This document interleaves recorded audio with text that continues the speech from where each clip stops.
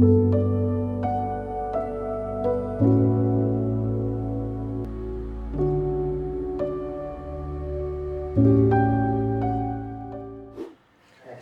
ನಮಸ್ಕಾರ.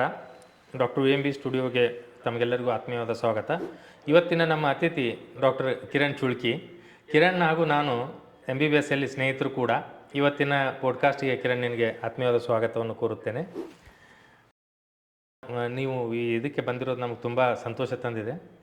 ಒಂದು brief introduction. Thank you so much Vijay.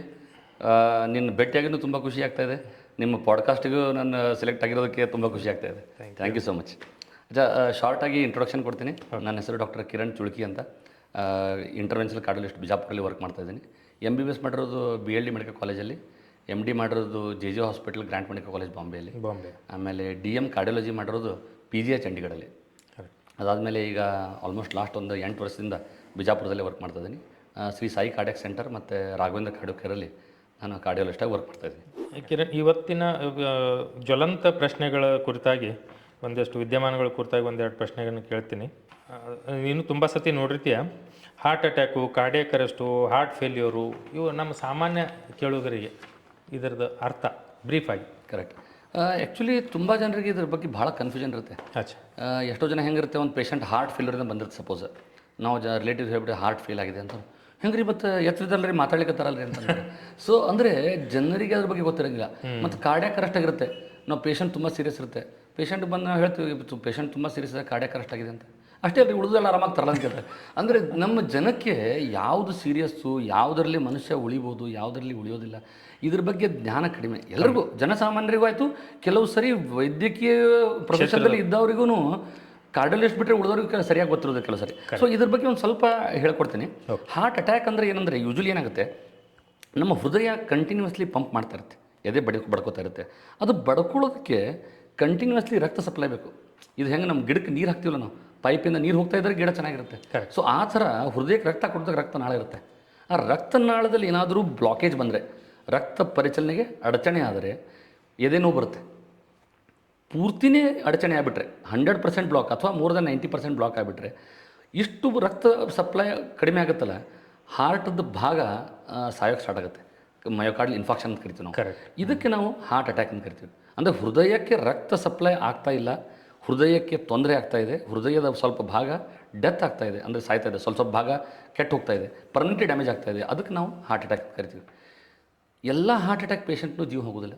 ಎಷ್ಟೋ ಸಲ ಪೇಷಂಟ್ ಹಾರ್ಟ್ ಅಟ್ಯಾಕ್ ಗೊತ್ತಿರೋದಿಲ್ಲ, ಸೈಲೆಂಟ್ ಅಟ್ಯಾಕ್ ಅಂತ ಕರಿತೀವಿ. ಆದರೆ ಕೆಲವು ಜನಕ್ಕೆ ತುಂಬ ತೊಂದರೆ ಆಗ್ತಾ ಇರುತ್ತೆ. ಕೆಲವು ಜನರಿಗೆ ಇಷ್ಟು ದೊಡ್ಡ ತೊಂದರೆ ಆಗುತ್ತಲ್ಲ, ಹೃದಯ ನಿಂತು ಬಿಡುತ್ತೆ. ಹೃದಯ ಸ್ತಂಭನ ಅಂತ ಕರಿತೀವಿ. ಹೃದಯ ಹಿಂಗೆ ಪಂಪ್ ಮಾಡ್ತಿರ್ಬೇಕು.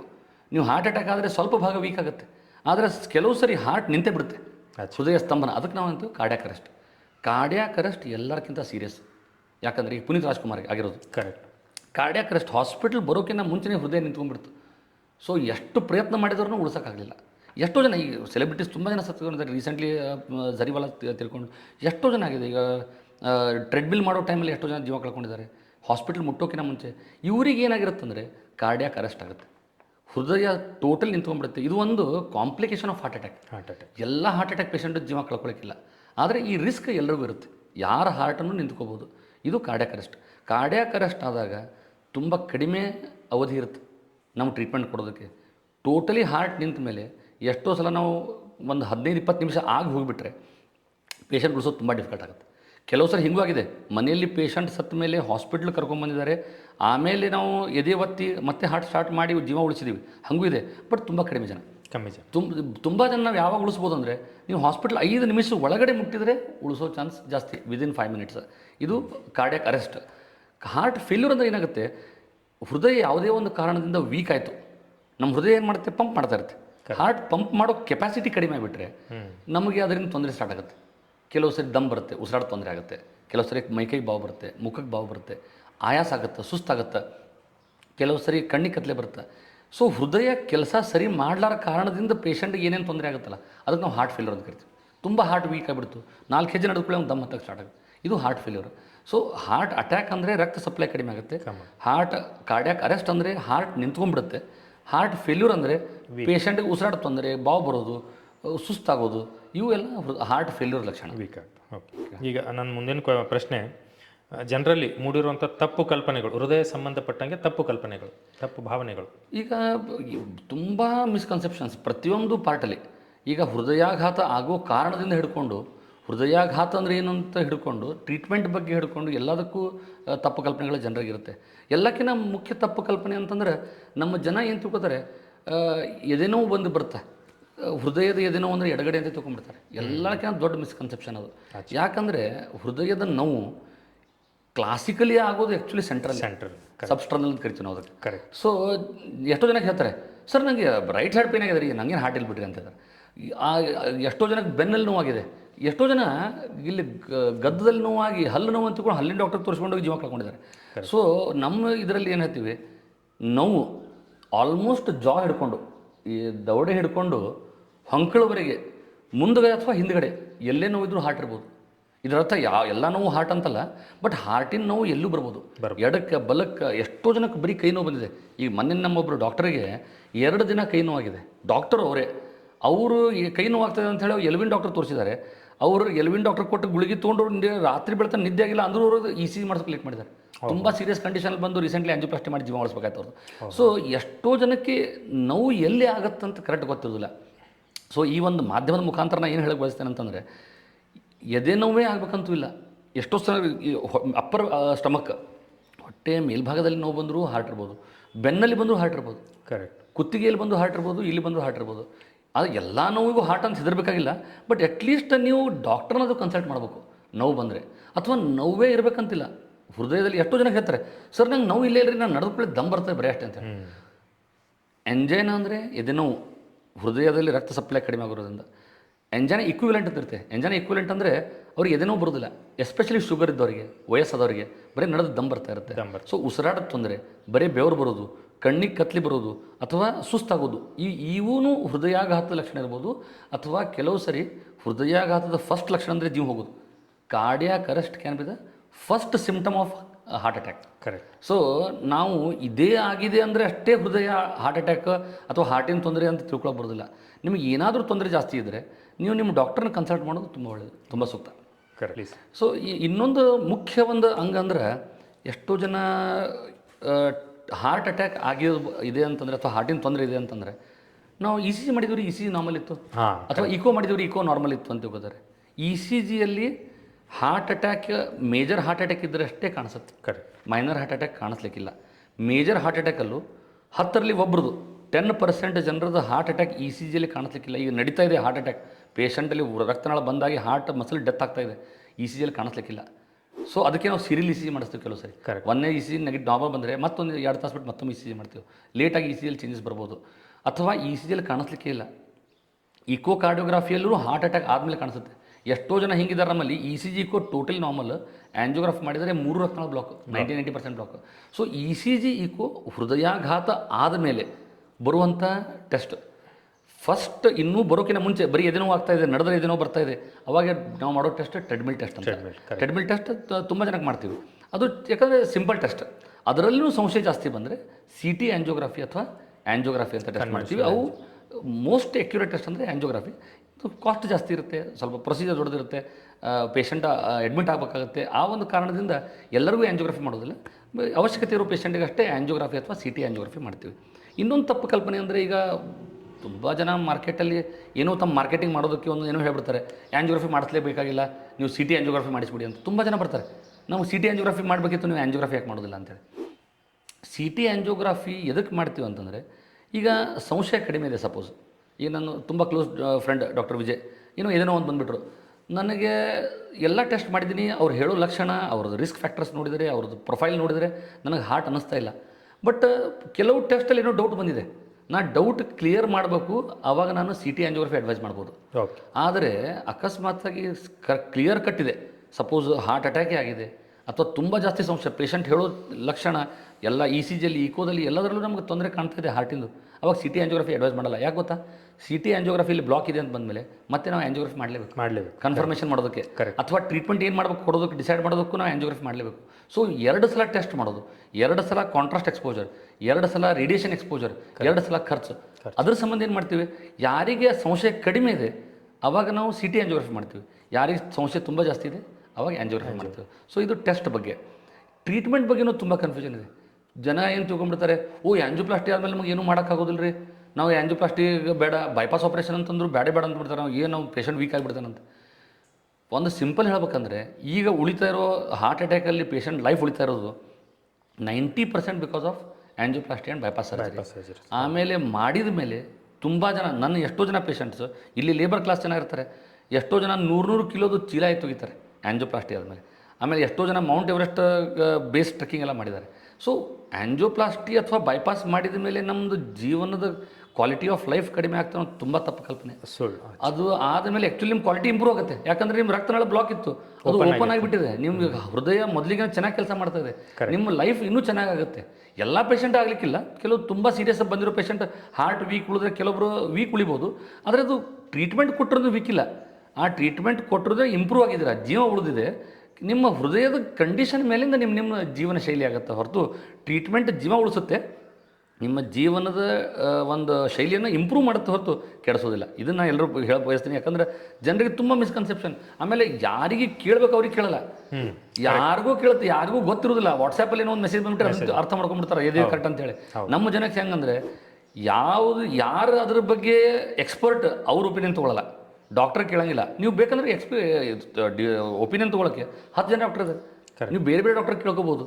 ಆದರೆ ಯಾರೋ ಒಬ್ಬರು ಏನೋ ಒಂದು ಮಿಸ್ಕನ್ಸೆಪ್ಷನ್ ಸ್ಪ್ರೆಡ್ ಮಾಡಿಬಿಟ್ರೆ, ಎಸ್ಪೆಷಲಿ ನಿಮ್ಮದು ನಾರ್ಮಲ್ ಪದ್ಧತಿ ಏನಿರುತ್ತೆ ಅದನ್ನ ಬಿಟ್ಟು ಬೇರೆ ಏನಾದರೂ ಹೇಳಿಬಿಟ್ರೆ, ಯಾರಾದರೂ ಒಂದು, ಓ ನೀವು ಆ್ಯಂಜಿಯೋಪ್ಲಾಸ್ಟಿನೇ ಬೇಕಾಗಿಲ್ಲ, ನಾವು ಇದೊಂದು ಇಂಜೆಕ್ಷನ್ ಕೊಟ್ಟು ನೀವು ಆರಾಮ ಮಾಡಿಬಿಡ್ತೀವಿ ಅಂತ ಹೇಳಿಬಿಟ್ರೆ ಜನ ನಂಬಲಿಕ್ಕೆ ಸ್ಟಾರ್ಟ್ ಮಾಡಿಬಿಡ್ತಾರೆ. ಎಲ್ಲರೂ ಏನು ಹೇಳ್ತಾರೆ ಅದನ್ನ ಬಿಟ್ಟು ಬೇರೆ ಯಾರೋ ಹೇಳ್ಬಿಟ್ರೆ ಅಂದರೆ ಅದನ್ನು ಏನೋ ವಿಚಾರ ಮಾಡಾರೆ ನಂಬಿಡ್ತಾರೆ. ಸೊ ಆ ಥರ ಮಾಡೋ ಅವಶ್ಯಕತೆ ಇಲ್ಲ.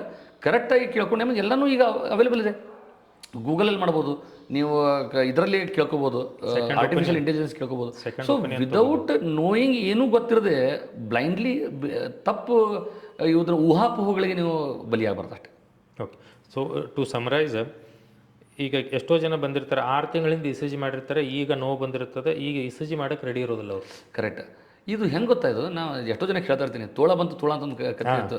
ಅವ ಮೊದಲು ತೋಳ ಬಂತಂತೆ ಸುಮ್ಮನೆ ಅಂದಿಸ್ತಿರ್ತಾನೆ, ಜನ ಓಡಿ ಬರ್ತಾ ಇರ್ತಾರೆ. ಒಂದ್ಸರಿ ನಿಜವಾಗಿ ತೋಳ ಬರುತ್ತೆ, ಯಾರೂ ಬರೋದಿಲ್ಲ ಆ ಟೈಮಲ್ಲಿ, ಅವನು ಸತ್ತು ಹೋಗ್ತಾನೆ. ಸೊ ನಾನೇನು ಹೇಳೋದಂದರೆ, ಎದೆನೋ ಬಂದಾಗ ಅಷ್ಟೇ ಇ ಸಿ ಜಿ ಗೊತ್ತಾಗುತ್ತೆ, ಮುಂದೆ ಬರ್ತಾ ಇಲ್ಲೋ ಗೊತ್ತಾಗಲ್ಲ. ಸೊ 6 ತಿಂಗಳ ಹಿಂದೆ ನೀವು ಯಾವಾಗ ಇ ಸಿ ಜಿ ಮಾಡಿದಾಗ ನಾರ್ಮಲ್ ಬಂದಿದ್ರು, ಈಗ ನಿಮಗೆ ಎಷ್ಟೋ ಸಲ ಹೆಂಗಾಗಿದೆ ಅಂದರೆ, ನನ್ನ ಹತ್ರ 1 ವಾರ ಹಿಂದೆ ಪೇಷಂಟ್ ಬಂದು ಹೋಗಿದ್ದಾರೆ, chest pain, E C G ಮಾಡಿದ್ವಿ, ಎಲ್ಲ ಟೆಸ್ಟ್ ಮಾಡಿದ್ವಿ, ಎಲ್ಲ ನಾರ್ಮಲ್ ಬಂದಿದೆ. ಆಯ್ತು, ಎಲ್ಲ ಟೆಸ್ಟ್ ನಾರ್ಮಲ್ ಇದೆ ಅಂತ ನಾವು ಮನೆಗೆ ಕಳಿಸಿದ್ವಿ, ಮತ್ತೆ 1 ವಾರಲ್ಲಿ ಬಂದಿದ್ದಾರೆ, ಆವಾಗ ಇ ಸಿ ಜಿ ಮಾಡಿದರೆ ಹಾರ್ಟ್ ಅಟ್ಯಾಕ್ ಹೊಂಟಿದೆ. ಸೊ ಈ ಸದ್ಯ ನಿಮಗೆ ಏನು ನಡೆದಿದೆ ಅದು ಗೊತ್ತಾಗೋದಕ್ಕೆ ಕೆಲವು ಟೆಸ್ಟ್ ಅವಾಗಷ್ಟೇ ಮಾಡ್ತೀವಿ.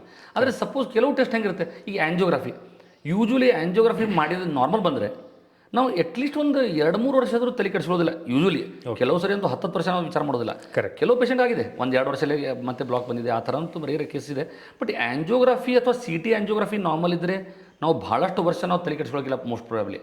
ಅಲ್ಲಿನೂ ಕೇಳಿ ಬರೋಲ್ಲ, ಯಾಕಂದರೆ ರಕ್ತನಾಳ ನಾರ್ಮಲ್ ಇದ್ದಾಗೂ ಕೆಲವು ಸರಿ ಸ್ಮೋಕರ್ಸು, ಟೊಬ್ಯಾಕೊ ಚೀವರ್ಸಲ್ಲಿ ಹಾರ್ಟ್ ಅಟ್ಯಾಕ್ ಆಗೋ ಚಾನ್ಸ್ ಇರುತ್ತೆ. ಸೊ ಯಾರಿಗಾದರೂ ಎದೆನೋ ಬಂದರೆ ಅಟ್ಲೀಸ್ಟ್ ಮಿನಿಮಮ್ ಬೇಸಿಕ್ ಟೆಸ್ಟ್ ಅಂತೂ ಮಾಡೇ ಮಾಡ್ತೀವಿ. ಕರೆಕ್ಟ್. ಜನ ಅರ್ಥ ಮಾಡ್ಕೋಬೇಕು. ತುಂಬ 1 ವಾರದಿಂದ 6 ತಿಂಗಳಿಂದ ಇ ಸಿ ಜಿ ಮಾಡಿ ಈಗ ನಾ ಮಾಡೋದಿಲ್ಲ ಅನ್ನೋ ಭಾವನೆ ಅವ್ರು ತೆಗಿಬೇಕು. ಯಾಕಂದ್ರೆ ನಾನು ಹೇಳೋದಂತ, ಎಸ್ಪೆಷಲಿ ಇಂಡಿಯಾದಲ್ಲಿ ಒಂದು ಇ ಸಿ ಜಿ 200-300 ರೂಪಾಯಿ. ನಮ್ಮ ಪ್ಲೇಸಲ್ಲಿ ದೊಡ್ಡ ಊರಲ್ಲಿ ಹೋದ್ರೆ 500 ರೂಪಾಯಿ 1000 ಇರ್ಬೋದು, ಗೊತ್ತಿಲ್ಲ. ಬಟ್ ಇಷ್ಟು ಕಡಿಮೆ ಖರ್ಚಲ್ಲಿ ನಿಮಗೆ ಒಂದು ಕನ್ಫರ್ಮೇಷನ್ ಸಿಗ್ತಾ ಇದೆ, ಜೀವಕ್ಕೆ ಅಪಾಯ ಅಟ್ಲೀಸ್ಟ್ ಇದನ್ನ ಇಲ್ಲ ಅಂತ ಗೊತ್ತಾಗ್ತಾ ಇದೆ ಅಂದರೆ ಅದ್ರ ಬಗ್ಗೆ ಜಾಸ್ತಿ ವಿಚಾರ ಮಾಡೋ ಅವಶ್ಯಕತೆ ಇಲ್ಲ. ಎಲ್ಲ ಅಮೇರಿಕಾ, UK, US ಅಲ್ಲಿ ತುಂಬ ಕಾಸ್ಟ್ಲಿ ಇದೆ ಟೆಸ್ಟಿಂಗ್ ಇಲ್ಲ, ಅಥವಾ ಅಲ್ಲಿ ಇನ್ಶೂರೆನ್ಸ್ ಇಲ್ಲ, ಮಾಡೋದಾಗಲ್ಲ, ಅಪಾಯಿಂಟ್ಮೆಂಟ್ ಸಿಗಲ್ಲ, ನಿಮಗೆ ಸಿಗೋದಿಲ್ಲ. ಅಲ್ಲೆಲ್ಲ ನೀವು ಡಿಫಿಕಲ್ಟಿ. ಇಲ್ಲಿ ನಿಮಗೆ ಒಂದು ಸಣ್ಣ ಇ ಸಿ ಮಾಡೋದ್ರಲ್ಲಿ ನಿಮಗೆ ದುಡ್ಡು ಖರ್ಚಾಗಲ್ಲ, ನಿಮಗೆ ಅಟ್ಲೀಸ್ಟ್ ಜೀವಕ್ಕೆ ಅಪಾಯದಲ್ಲಿ ಗೊತ್ತಾಗುತ್ತೆ. ಟೆಸ್ಟ್ ಮಾಡೋದ್ರಲ್ಲಂತೂ ಹಿಂದೆ ಮುಂದೆ ಮಾಡಬಾರ್ದು ಜನ. ಸೊ ನನ್ನ ಮುಂದಿನ ಪ್ರಶ್ನೆ, ಈ ಪ್ರಿವೆನ್ಷನ್ ಆ್ಯಂಡ್ ಲೈಫ್ ಸ್ಟೈಲ್ಗೆ ಬಂದರೆ, ಆರೋಗ್ಯವಂತ ಹೃದಯವನ್ನು ಕಾಪಾಡಿಕೊಳ್ಳೋಕ್ಕೆ ಒಬ್ಬ ವ್ಯಕ್ತಿ ಅವನು ಆಧ್ಯಾತ್ಮ ಅಥವಾ ಯೋಗ, ಆಮೇಲೆ ಅವನು ದಿನಚರ್ಯೆ ಪ್ಲಸ್ ಅವನದು ಇನ್ನಿತರೆ ಬೇರೆ ಹವ್ಯಾಸಗಳನ್ನು ಹೇಗೆ ಕಾಪಾಡ್ಕೋಬೇಕು? ಹೃದಯ ಆಘಾತದಿಂದ ತಡ್ಕೋಬೇಕಂದ್ರೆ, ಆಗದೇ ಇರೋ ಥರ ನಿಲ್ಲಿಸ್ಬೇಕಂದ್ರೆ, ಅಥವಾ ಆಲ್ರೆಡಿ ತೊಂದರೆ ಇದ್ದರೆ ಮತ್ತೆ ತೊಂದರೆ ಜಾಸ್ತಿ ಆಗದೇ ಇರೋ ಥರ ನೋಡ್ಕೋಬೇಕಂದ್ರೆ ಏನು ಮಾಡಬೇಕು ಅನ್ನೋದಕ್ಕೆ ಫಸ್ಟ್ ನಾವು ಏನು ಅಂಡರ್ಸ್ಟ್ಯಾಂಡ್ ಮಾಡ್ಬೇಕಂದ್ರೆ, ಯಾರಿಗೆ ಹೃದಯಾಘಾತ ಬರೋ ಚಾನ್ಸ್ ಜಾಸ್ತಿ ಅದನ್ನು ಅರ್ಥ ಮಾಡ್ಕೋಬೇಕು. ಅದಕ್ಕೆ ನಾವು ಏನು ಕರಿತೀವಿ ರಿಸ್ಕ್ ಫ್ಯಾಕ್ಟರ್ಸ್ ಅಂದರೆ ಏನು, ಈ ತೊಂದರೆಗಳು ಇದ್ದರೆ ಇವರಿಗೆ ಹೃದಯಾಘಾತ ಆಗೋ ಚಾನ್ಸ್ ಜಾಸ್ತಿ, ಅಥವಾ ಬ್ಲಾಕೇಜ್ ಬರೋ ಚಾನ್ಸ್ ಜಾಸ್ತಿ. ಸೊ ಯಾವ್ಯಾವ ಅಂದರೆ, ಒಂದು ಏಜ್, 60 ಮೇಲೆ ಆದರೆ ಅಥವಾ ಹೆಣ್ಮಕ್ಳಲ್ಲಿ ಪೋಸ್ಟ್ ಮೆನೋಪಾಸಲ್ ಏಜಲ್ಲಿ ಸ್ವಲ್ಪ ಹಾರ್ಟ್ ತೊಂದರೆ ಬರೋ ಚಾನ್ಸ್ ಸ್ವಲ್ಪ ಜಾಸ್ತಿ. ಏಜ್ ಜಾಸ್ತಿ ಆದಂಗೆ ಅಂದಾಗ ರಿಸ್ಕ್ ಜಾಸ್ತಿ. ಮೋಸ್ಟ್ ಇಂಪಾರ್ಟೆಂಟ್ ಅಂದರೆ ಶುಗರ್. ನಮ್ಮ ಇಂಡಿಯಾ ಇದು diabetic capital of the world. ಸಿಕ್ಕಾಪಟ್ಟೆ ಜನ ಶುಗರ್ ಇದೆ. ಸೊ ಶುಗರ್ ಎಷ್ಟು ಜನ ತೊಂದರೆ ಅಂದರೆ ಕನ್ಸೆಪ್ಷನ್ ಹೆಂಗೆ ತಪ್ಪಿರುತ್ತೆ ಅಂದರೆ, ನಾವು ಯಾವುದೋ ಪೇಷಂಟ್ ಬರ್ತಾರೆ 300 ಶುಗರ್ ಇರುತ್ತೆ, ನೀವು ಶುಗರ್ ಯಾಕೆ ಕಂಟ್ರೋಲ್ ಮಾಡ್ಕೊಂಡಿಲ್ಲ ಅಂದರೆ, ಸರ್ ನಂದು ನಾರ್ಮಲ್ಲೇ 300 ಅಂತ. ನಮ್ಮ ಜನ ಎಷ್ಟೋ ಜನ ಬರ್ತಾರೆ ಬಿ ಪಿ 200 ಇರುತ್ತೆ, ಸರ್ 200 ಬಿ ಪಿ ಅದಲ್ಲ ನಿಮ್ದು ಅಂತಂದರೆ, ನಂದು ಅಷ್ಟೇ ಇರ್ತಾರೆ, ಬಿ ಪಿನೇ ಯಾವ ಚೆಕ್ ಮಾಡಿ ನಂದು ನಾರ್ಮಲ್ ಅಂದರೆ ಜನಕ್ಕೆ ಹೆಂಗೆ ನಂದು ನಾರ್ಮಲ್ ಇಷ್ಟು ಹಂಗಿರಂಗಿಲ್ಲ. ಎಲ್ಲರಿಗೂ ಒಂದೇ ನಾರ್ಮಲ್. ಶುಗರ್ ನಿಮ್ಮದು ಫಾಸ್ಟಿಂಗ್ 110 ಒಳಗಡೆ ಇರಬೇಕು, ಊಟ ಮಾಡಿ 140 ಒಳಗಡೆ ಇರಬೇಕು, HbA1c 6 ಒಳಗಡೆ ಇರಬೇಕು, ನಿಮ್ಮ ಬಿ ಪಿ 130 80 ಒಳಗಡೆ ಇರಬೇಕು. ಎಲ್ಲರಿಗೂ ಇದೇ ಅಪ್ಲೈ ಆಗುತ್ತೆ. ಆಫ್ಟರ್ ದ ಏಜ್ ಆಫ್ 65-70 150ವರೆಗೆ ಬಿ ಪಿ ನಡೆಯುತ್ತೆ. ಬಟ್ ಈ ಕನ್ಸೆಪ್ಷನ್ ಭಾಳ ಇಂಪಾರ್ಟೆಂಟ್. ನನಗೆ ಇಷ್ಟು ನಡೆಯುತ್ತೆ ಯಾಕಂದ್ರೆ ಹೆಂಗಿರುತ್ತೆ, sugar B P silent killers. Correct. ನಿಮಗೆ ಗೊತ್ತೇ ಆಗೋದಿಲ್ಲ, ಒಳಗಡೆ ತೊಂದರೆ ಮಾಡ್ತದೆ. ನನ್ನ ಕಡೆ ಪೇಷಂಟ್ ಬರ್ತಾರೆ 280 ಬಿ ಪಿ ಇದ್ದವ್ರು ಬಂದಿದ್ದಾರೆ ಕೆಲಸ, 280 ಬಿ ಪಿ. ನಾನಂದು ತುಂಬ ಜಾಸ್ತಿ, ಸರ್ ನಾನು ಆರಾಮಿದ್ದಿಲ್ಲ ಅಂದರೆ ನಾನು ಅವ್ರಿಗೆ ಏನು ಕೇಳ್ತೀನಿ, ನಿನ್ನ ಮುಂದೆ ಹಾವು ಬರ್ತದಪ್ಪ, ನೀನು ಆರಾಮಿದ್ದೀನಿ ಕಡ್ದಿಲ್ಲ ಅಂತ ಕಪ್ಪು ಕೊಡ್ತೀನಿ ಅಂತ ಕೇಳ್ತೀನಿ. ಹಾವು ಬಂದರೆ ಏನು ಮಾಡ್ತೀವಿ, ಫಸ್ಟ್ ಹೊರಗೆ ಹಾಕ್ತೀವಿ ಅದನ್ನು. ಯಾಕೆಲ್ಲ ಕಡ್ದಿಲ್ಲ ಮತ್ತು ನಿನಗೆ ಹೊರಗೆ ಆಗ್ತಾಯಿದೆ, ಯಾಕಂದ್ರೆ ಕಡಿತದ. ಇದೂ ಹಾಗೆ ಶುಗರ್ ಬಿ ಪಿ ಜಾಸ್ತಿ ಇದ್ದರೆ ನೀನು ತೊಂದರೆ ಮಾಡೇ ಮಾಡ್ತಾರೆ. ಸೊ ಅದು ತೊಂದರೆ ಮಾಡೋಕ್ಕಿಂತ ಮುಂಚೆ ಸರಿಪಡಿಸ್ಬೇಕು. ನಾ ಆರಾಮಿದ್ದೀನಿ ಅಂದರೆ ಏನು ಎದಕ್ಕೆ ವೇಟ್ ಮಾಡ್ತಾ ಇದ್ದೀನಿ ಅಂದರೆ ಆರಾಮ್ ತಪ್ಪೋದಕ್ಕೆ ವೇಟ್ ಮಾಡ್ತಾ ಇದೆ. ಆರಾಮ್ ತಪ್ಪಿದ್ರೆ ಏನಾಗುತ್ತೆ, ಹಾರ್ಟ್ ಅಟ್ಯಾಕ್ ಆಗುತ್ತೆ, ಕಿಡ್ನಿ ಕೆಡುತ್ತೆ, ಲಕ್ವ ಹೊಡಿತೆ, ಆಮೇಲೆ ಏನು ಮಾಡೋಕ್ಕಾಗುತ್ತೆ. ಸೊ ನಾವು ಏನು ಮಾಡ್ಬೇಕಂದ್ರೆ ತೊಂದರೆ ಮುಂದೆ ಬರದೇ ಇರೋ ಥರ ನೋಡ್ಕೋಬೇಕು. ಮತ್ತು ಎಷ್ಟೋ ಜನಕ್ಕೆ ನಾವು ಹೇಳ್ತೀವಿ ಬಿ ಪಿ ಜಾಸ್ತಿ ಇದೆ, 170 ಇದೆ, ನಾವು ಅವ್ರಿಗೆ ಹೇಳ್ತೀವಿ ಇನ್ನೊಂದು 10 ವರ್ಷ ಆದಮೇಲೆ ತೊಂದರೆ ಆಗುತ್ತೆ. 10 ವರ್ಷ ಆದಮೇಲೆ ಅವಾಗ ಬರಲಿ ಬಿಡ್ರಿ ಅಂತೀವಿ. ನಾನು ಅವ್ರಿಗೂ ಕ್ವಶನ್ ಕೇಳ್ತೀನಿ, ನಿಮ್ಮ ಹುಡುಗ ಸಾಲಿಗೆ ಹೋಗ್ತಿರ್ತಾನೆ, ಒಂದೆತ್ತಿಗೆ ನೀವು ತಲೆ ಕೆಡಿಸ್ಕೊತೀರಿ, ಅವ್ನು ಫಸ್ಟ್ ಬರಬೇಕು, ಅವ್ನು ಭಾರಿ ಡ್ಯಾನ್ಸ್ ಮಾಡಬೇಕು, ಎಲ್ಲರಿಗೂ ನಂಬರ್ ನೋಡ್ಬೇಕು, ಎಲ್ಲ ಪ್ರೈಸ್ ತೊಗೊಂಬರ್ಬೇಕು, ಅವ್ನು ಇವತ್ತು ಜಾಬ್ ಸಿಗುತ್ತಾ? ಅವ್ನು ಜಾಬ್ ಸಿಗೋದು 20 ವರ್ಷ ಆದಮೇಲೆ. ನೀವು ಇವತ್ತು ತಿರುಗಿಸ್ಕೊಳ್ತೀರಿ. ನೀವು ಮುಂದೆ ಅವ್ನು ಹುಡುಗ ಒಳ್ಳೇದಾಗಬೇಕಂದ್ರೆ ನೀವು ಈಗಿಂದನೇ ಅವನಿಗೆ ಒಳ್ಳೆಯ ಒಂದು ಮಾರ್ಗ ತೋರಿಸ್ತೀರಿ. ಕರೆಕ್ಟ್. ನಿಮ್ಮ ಜೀವನೂ ಹಾಗೆ, ನೀವು ಮುಂದೆ ಆರಾಮಾಗಿರ್ಬೇಕಂದ್ರೆ ಈಗಿಂದೇ ಚೆನ್ನಾಗಿರ್ಬೇಕು. ಆಮೇಲೆ ನಿಮ್ಗೆ ಅನಿಸುತ್ತೆ, 60 ಆದ್ಮೇಲೆ ನಂಗೆ ಏನು ತೊಂದರೆ ಅದು ನಡೀತು ಬಿಡ್ರಿ ಅಂತೇಳಿ. ಹಂಗಿರಂಗಿಲ್ಲ. ನನ್ನ ಹತ್ರ 97 ವರ್ಷದವ್ರು ಮೊನ್ನೆ ಹಾರ್ಟ್ ಫೇಲ್ಯೂರ್ ಬಂದಿದ್ದ ಅಜ್ಜ, 97 ವರ್ಷ. ಅವ್ನಿಗೆ ಆರಾಮ ಆಗೋವರೆಗೆ ಅವ್ನು ದಿನ ಕೇಳೋನು, ನಾನು ಯಾವಾಗ ಆರಾಮಾಗ್ತೀನಿ, ನಂಗೆ ಇದು ತ್ರಾಸ ಆಗ್ತಾಯಿದೆ ಅದು ನೀವು 100 ವರ್ಷ ಆದರೂ ನಿಮಗೆ ಮನಸ್ಸಿರುತ್ತೆ ನಾ ಆರಾಮಾಗಿ. ಎಲ್ಲಿವರೆಗೆ ದೇವರು ನಿಮಗೆ ಜೀವನ ಕೊಟ್ಟಿದ್ದಾನೆ ಅದನ್ನು ಕಾಪಾಡ್ಕೊಂಡು ಹೋಗೋದು ನಿಮ್ಮ ಕರ್ತವ್ಯ. ಅದಕ್ಕೆ ನೀವು ಒಂದು ಮೊಬೈಲ್ ತೊಗೊಂಡ್ರೆ ಅದಕ್ಕೆ ಒಂದು ಒಳ್ಳೆ ಕೇಸ್ ಹಾಕ್ತೀರ, ಅದಕ್ಕೆ ಏನು ತೊಂದರೆ ಒಂದು ಸ್ವಲ್ಪ ಬಡಿದಾರ ನೋಡ್ಕೋತೀರ, ಅದಕ್ಕೆ ಏನು ಸ್ಕ್ರ್ಯಾಚ್ ಬೀಳೋದ್ರ ಥರ ನೋಡ್ಕೋತೀರ. ಕಾರಿಗೆ ಸ್ಕ್ರ್ಯಾಚ್ ಬೀಳೋ 10 ತೊಗೋಬೋದು ನಿಮ್ಮ ಮೊಬೈಲ್. ಲೈಫಲ್ಲಿ ಜೀವನ ಒಂದೇ ಇರೋದು, ಅದಕ್ಕೆ ಮಾತ್ರ ನೀವು ಕಾಂಪ್ರಮೈಸ್ ಮಾಡೋಕ್ಕೆ ಬರಲ್ಲ. ಅದಕ್ಕೆ ಏನು ಬೆಸ್ಟ್ ಅದನ್ನು ನೀವು ಕಾಳಜಿ ತೊಗೊಳ್ಳೇಬೇಕು. ಇದೇ ನಾನು ಎಲ್ಲರಿಗೂ ಹೇಳಬಯಸ್ತು. ನಮ್ಮ ಒಂದೊಂದು ಪೇಷಂಟ್ಗೆ ಹೇಳ್ತೀವಿ, ನಿಮ್ಮ ಮಾಧ್ಯಮ ಅಂದರೆ ತುಂಬ ಜನರಿಗೆ ತಲುಪಿದರೆ ತುಂಬ ಖುಷಿ. Very good.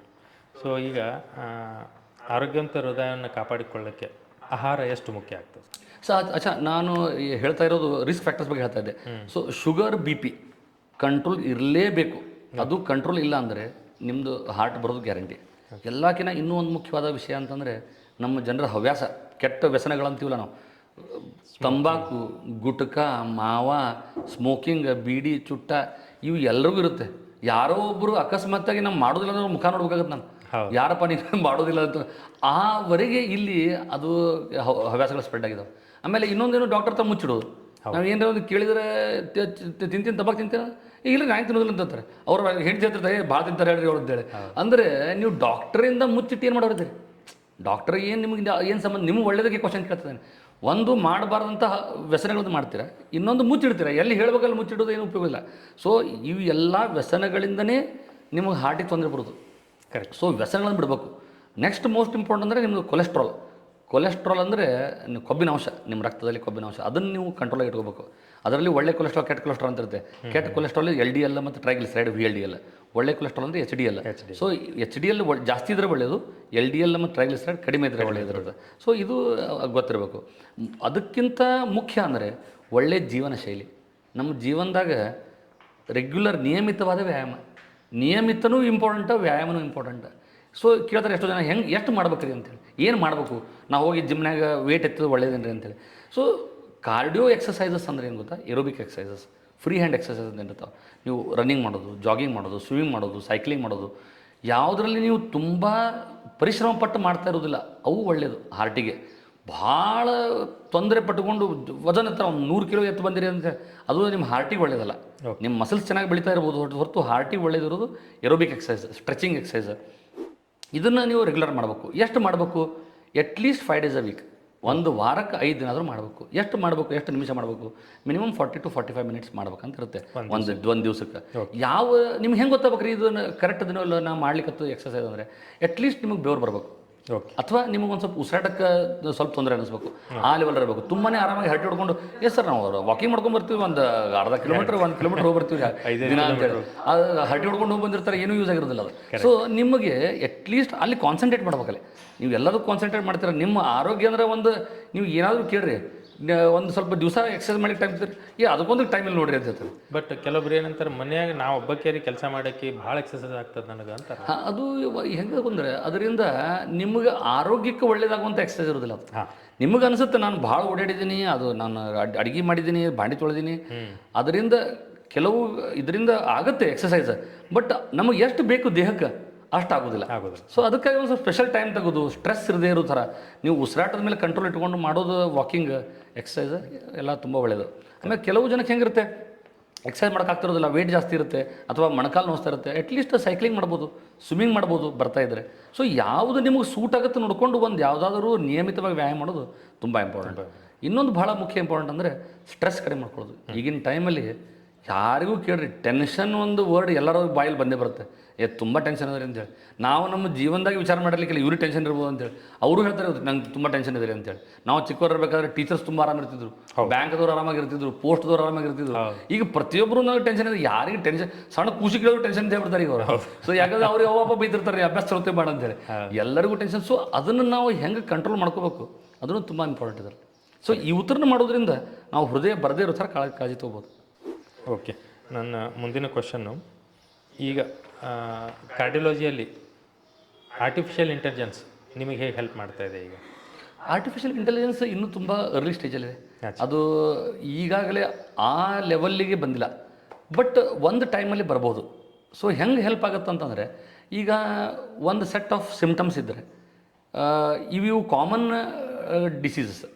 ಸೊ ಈಗ ಪೇಷಂಟ್ ಎದೆ ನೋವು ಅಂತಂದರೆ ನಾವು ಯೂಶ್ವಲಿ ಏನು ವಿಚಾರ ಮಾಡ್ತೀವಿ, ಮೋಸ್ಟ್ ಕಾಮನ್ ಹಾರ್ಟ್ ಕಂಡೀಷನ್ಸ್ ವಿಚಾರ ಮಾಡ್ತೀವಿ. ಬಟ್ ರಿಯರ್ ಕಾರ್ಡಿಯಾಕ್ ಕಂಡೀಷನ್ ಇರ್ಬೋದು, ಲೈಕ್ ಅಯೋಟಿಕ್ ಡಿಸೆಕ್ಷನ್ ಇರ್ಬೋದು. ಸೊ ತುಂಬಾ ರಿಯರ್ ಇರುತ್ತೆ. ನಾರ್ಮಲ್ ಪ್ರಾಕ್ಟೀಸ್ನರ್ ಅದನ್ನು ವಿಚಾರ ಮಾಡಿರ್ಲಿಕ್ಕಿಲ್ಲ. ಬಟ್ ಆರ್ಟಿಫಿಷಿಯಲ್ ಇಂಟೆಲಿಜೆನ್ಸ್ ಭಾಳಷ್ಟು ಸಿಮ್ಟಮ್ಸನ್ನ ಕಲೆಕ್ಟ್ ಮಾಡಿಕೊಂಡು, ಪೇಷಂಟ್ ಪ್ರೊಫೈಲ್ ಕಲೆಕ್ಟ್ ಮಾಡಿಕೊಂಡು, ಅದು ಇನ್ನೂ ಜಾಸ್ತಿ ಡಿಫ್ರೆನ್ಷಿಯಲ್ ಡಯಾಗ್ನೋಸ್ ಕೊಡ್ಬೋದು, ಇನ್ನೂ ಜಾಸ್ತಿ ಡಯಾಗ್ನೋಸ್ಟಿಕ್ ಪಾಸಿಬಿಲಿಟೀಸ್ ಕೊಡ್ಬೋದು. ಸೊ ಅದು ಹೆಲ್ಪ್ ಆಗ್ಬೋದು. ಬಟ್ ಡೇ ಟು ಡೇ ಪ್ರಾಕ್ಟೀಸಲ್ಲಿ ಆರ್ಟಿಫಿಷಿಯಲ್ ಇಂಟೆಲಿಜೆನ್ಸ್ ಮೆಡಿಕಲ್ ಫೀಲ್ಡಲ್ಲಿ ಅಷ್ಟು ಬರೋಕ್ಕೆ ಬರಲ್ಲ. ಯಾಕಂದರೆ ಇದರಲ್ಲಿ ಎಷ್ಟೋ ನಾವು ನೋಡಬೇಕಾಗತ್ತೆ, ನೋಡಿ ಕಲಿಬೇಕಾಗತ್ತೆ. ಆರ್ಟಿಫಿಷಿಯಲ್ ಇಂಟೆಲಿಜೆನ್ಸಲ್ಲಿ ನೀವು ಫೀಡ್ ಮಾಡ್ಬೋದು ಸಿಮ್ಟಮ್ಸ್, ಆದರೆ ನಾವು ಏನು ಅಬ್ಸರ್ವ್ ಮಾಡ್ತಾ ಇರ್ತೀವಲ್ಲ, ನಾವು ಎಷ್ಟೋ ಸಲ ಹೆಂಗಾಗುತ್ತೆ ಅಂದರೆ ಬರೀ ಪೇಷಂಟ್ ಕೈ ನೋಡಿ ಡಿಸೈಡ್ ಮಾಡ್ತೀವಿ ಪೇಷಂಟಿಗೆ ಆ್ಯಕ್ಚುಲಿ ಏನು ತೊಂದರೆ ಆಗ್ತಾಯಿದೆ, ಕೈ ನಡುಗ್ತಾ ಇದೆ, ಪೇಷಂಟ್ ಆಲ್ಕೋಹಾಲಿಕ್ ಇದ್ದಾನೆ, ಪೇಷಂಟಿಗೆ ಫ್ಲಾಪಿಂಗ್ ಟ್ರಮರ್ಸ್ ಅಂತೀವಿ ನಾವು, ಆ ಥರ ಇದ್ದಾನೆ ನೋಡಿ ಡಿಸೈಡ್ ಮಾಡ್ತಾರೆ. ಸೊ ಈ ಅಬ್ಸರ್ವೇಷನ್ ನಮ್ಮದು ಇದು ಏನಿದೆ, ಇದು ಇನ್ನೂ ಆರ್ಟಿಫಿಷಿಯಲ್ ಇಂಟೆಲಿಜೆನ್ಸ್ ಬರೋಕ್ಕೆ ತುಂಬ ಟೈಮ್ ಹಿಡಿಯುತ್ತೆ ಅನಿಸುತ್ತೆ. ಸೊ ಇನ್ನು ಮುಂದಿನ ದಿನಮಾನ ಕಾಲದಲ್ಲಿ ಇಂಟರ್ವೆನ್ಷನಲ್ ಕಾರ್ಡಿಯಾಲಜಿ ಯಾವ ರೀತಿಯಾಗಿ ಬೆಳವಣಿಗೆ ಕಾಣ್ಬೋದು? ಇಂಟರ್ವೆನ್ಷನಲ್ ಕಾರ್ಡಿಯಾಲಜಿ ಬಹಳ ಹಳೇದೇನಿಲ್ಲ, ಲಾಸ್ಟ್ ಒಂದು 50-60 ವರ್ಷದಲ್ಲೇ ಸ್ಟಾರ್ಟ್ ಆಗಿರೋದಂಥ ಒಂದು ಡಿಪಾರ್ಟ್ಮೆಂಟ್. ಬಟ್ ಯಾವ ಲೆವೆಲಲ್ಲಿ ಅದು ಇಂಪ್ರೂವ್ ಆಗಿದೆ ಅಂದರೆ, ಎಷ್ಟು ಲೆವೆಲಲ್ಲಿ ಅದು ಸೊಸೈಟಿಗೆ ಒಳ್ಳೇದು ಮಾಡಿದೆ ಅಂದರೆ, ಈಗ 90% ಜಾಸ್ತಿ ಜನ ಉಳಿಯೋದೇ ಹಾರ್ಟ್ ಪೇಷಂಟ್ ಅಂದರೆ ಇಂಟರ್ವೆನ್ಷನಿಂದ. ವೆದರ್ ಇಟ್ ಇದು ಆ್ಯಂಜಿಯೋಪ್ಲಾಸ್ಟಿ ಇರ್ಬೋದು, ಅಥವಾ ಬೈಪಾಸ್ ಆಪರೇಷನ್ ಇರ್ಬೋದು, ಅಥವಾ ಈವನ್ ಮೆಡಿಸಿನ್ಸ್ ಅನ್ಬೋದು.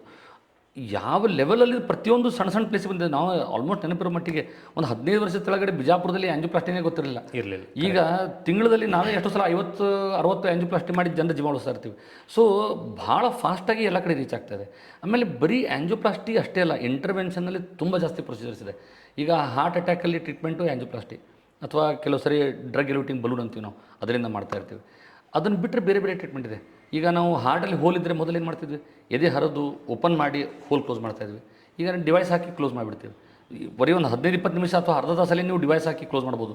ಪೇಷಂಟಿಗೆ ಎಲ್ಲೂ ಸ್ಕಾರು ಕಾಣಿಸೋದಿಲ್ಲ ಈ ಥರ ಒಂದು ಆಪ್ರೇಷನ್ ಮಾಡಿದ್ದೀವಿ ಅಂತ. ಅಥವಾ ಪೇಷಂಟ್ ಹಾರ್ಟ್ ತುಂಬ ವೀಕ್ ಆಗಿದೆ, ಅದಕ್ಕೆ ನಾವು ಈಗ ಬಿಜಾಪುರಲ್ಲಿ ಆಲ್ರೆಡಿ ಒಂದು 3 CRTT ಅಂತ ಡಿವೈಸ್ ಮಾಡಿದ್ದೀವಿ. CRTT ಅಂದರೆ ಕಾರ್ಡಿಯಾಕ್ ರೀಸಿಂಕ್ರೊನೈಸೇಷನ್ ಥೆರಪಿ ವಿತ್ ಡಿಫಿಬ್ರಿಲೇಷನ್ ಅಂತ. ತುಂಬಾ ಡಿಫಿಕಲ್ಟ್ ಪ್ರೊಸೀಜರು, ತುಂಬಾ ಕಾಸ್ಟ್ಲಿ ಪ್ರೊಸೀಜರ್. ಹಂಗೆ ನೋಡಿದರೆ ಬಿಜಾಪುರಲ್ಲೇ ಒಂದು 10 ಲಕ್ಷ ಖರ್ಚಾಗುತ್ತೆ, ದೊಡ್ಡ ಊರಲ್ಲಿ ಒಂದು 15-16 ಲಕ್ಷ ಖರ್ಚಾಗುತ್ತೆ. ಸೊ ಅಂಥ ಪ್ರೊಸೀಜರೆಲ್ಲ ಮಾಡಿ ಜನರ ಜೀವ ಉಳಿಸ್ಬೋದು.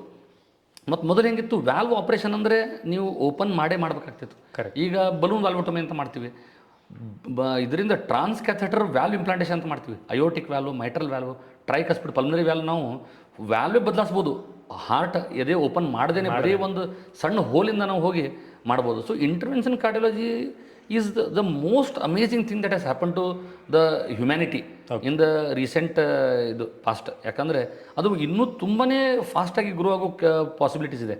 ಯಾಕಂದರೆ ಎಷ್ಟು ಇನೋವೇಷನ್ಸ್ ಬರ್ತಾ ಇದೆ ಅಷ್ಟು ಜನರ ಜೀವನ ಶೈಲಿ ಈಸಿ ಆಗ್ತದೆ. ಸೊ ಈಗ ಪ್ರತಿನಿತ್ಯ ನೀನು ಹಾಸ್ಪಿಟ್ಲಲ್ಲಿ ನೋಡುವಂಥ ರಿಯಲ್ ಲೈಫ್ ಸ್ಟೋರೀಸ್ ಯಾವುದಾದ್ರು ಒಂದು ನಿನ್ನ ಜ್ಞಾಪಕ ಬರೋದು ಶಾರ್ಟಾಗಿ? ಅಗದಿ ಮುಖ್ಯ ನಾನು ಹೇಳ್ಬೇಕಂತ ಬಯಸಿದಂದರೆ, ಒಂದು ರೀಸೆಂಟಾಗಿ ಬಂದಿರೋ ಒಂದು ಪೇಷಂಟ್ ನಾನು ಒ ಪಿ ಡಿಲಿ ಬಂದಿದ್ದ ಅವಳಿಗೆ ಸ್ವಲ್ಪ ಕಣ್ಣಿಗೆ ಕತ್ಲೆ ಎದೆ ನೋವು ಬರ್ತಾಯಿತ್ತು ಒಂದು ದಿವಸದಿಂದ. ಆ್ಯಸ್ ಯೂಶಲ್ ನಮ್ಮ ಪೇಷಂಟ್ ಗೊತ್ತಲ್ಲ, ತಾವೇ ತಿಳ್ಕೊಂಡ್ಬಿಡ್ತಾರೆ ನಂಗೆ ಪಿತ್ತಾಗಿದೆ ಅಂತ ತಿಳ್ಕೊಂಡ್ಬಿಡ್ತಾರೆ ಅವಳು. ಮರುದಿನ ಬರುವಷ್ಟೊತ್ತಿಗೆ ಅಲ್ಲಿ ಪೂರ್ತಿ ಸೀರಿಯಸ್ ಆಗಿಬಿಟ್ಲು. ನಾನು ಒ ಪಿ ಡಿ ಒಳಗೆ ಕಾಲಿಡುವಷ್ಟೊತ್ತಿಗೆ ಅವಳು ಹೃದಯ ನಿಂತುಬಿಡ್ತು, ಅಲ್ಲೇ ಕುಸಿದು ಬಿದ್ದುಬಿಟ್ಲು ಅವಳು. ಸೊ ನಾವು ಹೋಗಿ ನೋಡಿದ್ವಿ, ಮೊದಲು ಕೆಲವು ದಿನ ಸುಮ್ಮನೆ ಚಕ್ರ ಬಂದು ಬಿದ್ದಿರ್ತಾರೆ. ಸೊ ಅಸೆಸ್ ಮಾಡಿದ್ವಿ, ನೋಡಿದ್ರೆ ಹಾರ್ಟಿಗೆ ನಿಂತುಬಿಟ್ಟಿತ್ತು ಅವಳು. ಸೊ ಆವಾಗ ಅಲ್ಲಿ ಎದೆ ಒತ್ತಕ್ಕೆ ಸ್ಟಾರ್ಟ್ ಮಾಡ್ತೀವಿ, ಅದಕ್ಕೆ ಸಿ ಪಿ ಆರ್ ಅಂತ ಕರಿತೀವಿ. ಸಿ ಪಿ ಆರ್ ಅಂದರೆ ಇದು ಏನಂದರೆ ಕಾರ್ಡಿಯೋ ಪಲ್ಮನರಿ ರಿಸಸ್ಟೇಷನ್. ಕಾರ್ಡಿಯೋ ಅಂದರೆ ಹಾರ್ಟ್, ಪಲ್ಮನರಿ ಅಂದರೆ ಲಂಗ್ಸ್, ರಿಸಸ್ಟೇಷನ್ ಅಂದರೆ ಮತ್ತೆ ಕೆಲಸ ಮಾಡೋ ಹಾಗೆ ನಾವು ಮಾಡೋದು ಪದ್ಧತಿ ಅದು. ಸೊ ಹೃದಯ ನಿಂತು ಬಿಟ್ಟರೆ ನಿಮ್ಮ ಉಸಿರಾಟ ನಿಂದಿರಬಾರ್ದು, ಹೃದಯ ನಿಂದಿರಬಾರ್ದು. ಆ ಥರ ಟೆಂಪ್ರರಿ ನೀವು ಪ್ರೊಸೀಜರ್ ಮಾಡಿದರೆ ಪೇಷಂಟ್ ಮತ್ತೆ ಉಳಿಯೋ ಥರ ನೀವು ಮಾಡ್ಬೋದು. ಸೊ ಅದನ್ನು ನಾವು ಮಾಡೋ ವೈದ್ಯರು ನಾವು ಕಲ್ತಿರ್ತೀವಿ, ಜನಸಾಮಾನ್ಯರಿಗೆ ಗೊತ್ತಿರೋದಿಲ್ಲ. ಅದಕ್ಕೆ ಎಷ್ಟೋ ಜನ ಏನಾಗುತ್ತೆ, ಎಲ್ಲೋ ಕುಸಿದು ಬಿದ್ದಿರ್ತಾರೆ, ಜೀವ ಕಳ್ಕೊಂಡಿರ್ತಾರೆ, ಅವರು ಹಾಸ್ಪಿಟ್ಲ್ ಎದಕ್ಕೆ ಮುಟ್ಟೋದಿಲ್ಲ ಅಂದರೆ ಜನರಿಗೆ ಇದ್ರ ಬಗ್ಗೆ ಅರ್ಥ ಇರೋದಿಲ್ಲ. ಸೊ ಅದನ್ನು ನಾವು ಮಾಡೋಕ್ಕೂ ಪ್ರಯತ್ನ ಮಾಡ್ತಾ ಇದ್ವಿ. ಎಷ್ಟು ಜನಕ್ಕಾಗುತ್ತೆ ಅಷ್ಟು ಜನರಿಗೆ ಟ್ರೈನಿಂಗ್ ಕೊಡ್ತೀವಿ. ಸಿ ಪಿ ಆರಲ್ಲಿ ತುಂಬ C P R training centres ಇದೆ. ಸೊ ಅದನ್ನು ಮಾಡೋದ್ರಿಂದ ನೀವು ಎಷ್ಟೋ ಜನರ ಜೀವ ಉಳಿಸ್ಬೋದು. ಸೊ ಆ ಪೇಷಂಟು ಆಲ್ಮೋಸ್ಟ್ 20 ನಿಮಿಷ ನಾನು ಒಬ್ಬನೇ ಅವಳು ಎದೆ ಒತ್ತಿದೆ. ಯಾಕಂದರೆ ಎಲ್ಲನೂ ಡಿಸೈಡ್ ಆಗಬೇಕು ಅಲ್ಲಿ. ಪೇಷಂಟ್ ರಿಲೇಟಿವ್ ಜೊತೆ ಮಾಡಿ ಈ ಸಿ ಪಿ ಆರ್ ಮಾಡ್ತಾನೆ ಮಾತಾಡಬೇಕು. ಪೇಷಂಟ್ ಹಾರ್ಟ್ ನಿಂತಿದೆ, ತುಂಬ ಸೀರಿಯಸ್ ಆಗಿದ್ದಾರೆ, ಉಳಿಸೋಕೆ ಪ್ರಯತ್ನ ಮಾಡ್ಬೇಕಾ ಮಾಡಬಾರ್ದು. ಯಾಕಂದರೆ ಎಷ್ಟೋ ಜನ ಏನಿರುತ್ತೆ, ಯಾಕೆ ಬಿಡ್ರಿ ಹೋಗ್ಯಾ ಏಜ್ ಆಗ್ಯದ ಬಿಟ್ಬಿಡ್ರಿ, ದುಡ್ಡು ಖರ್ಚಾಗುತ್ತೆ, ಇಲ್ಲರಿ ಸತ್ತಾಳ ಸುಮ್ಮನೆ ಯಾಕೆ ಪ್ರಯತ್ನ ಮಾಡಿರ್ತೀರಿ, ಹಿಂಗೆ ಜನ ಇರ್ತಾರೆ. ಸೊ ಪೇಷಂಟಿಗೂ ಐಡೆಂಟಿ ಕೊಡಬೇಕು, ನಮ್ಮ ಟ್ರೀಟ್ಮೆಂಟು ಕೊಡ್ತಾ ಇರಬೇಕು. ಇಷ್ಟೆಲ್ಲ ಮಾಡಿ ಹಾಸ್ಪಿಟ್ಲ್ ಕರ್ಕೊಂಡು ಒ ಪಿ ಡಿಯಿಂದ ಹಾಸ್ಪಿಟ್ಲ್ ಕರ್ಕೊಂಡು ಹೋಗೋರಿಗೆ 20 ನಿಮಿಷ ಆಯಿತು.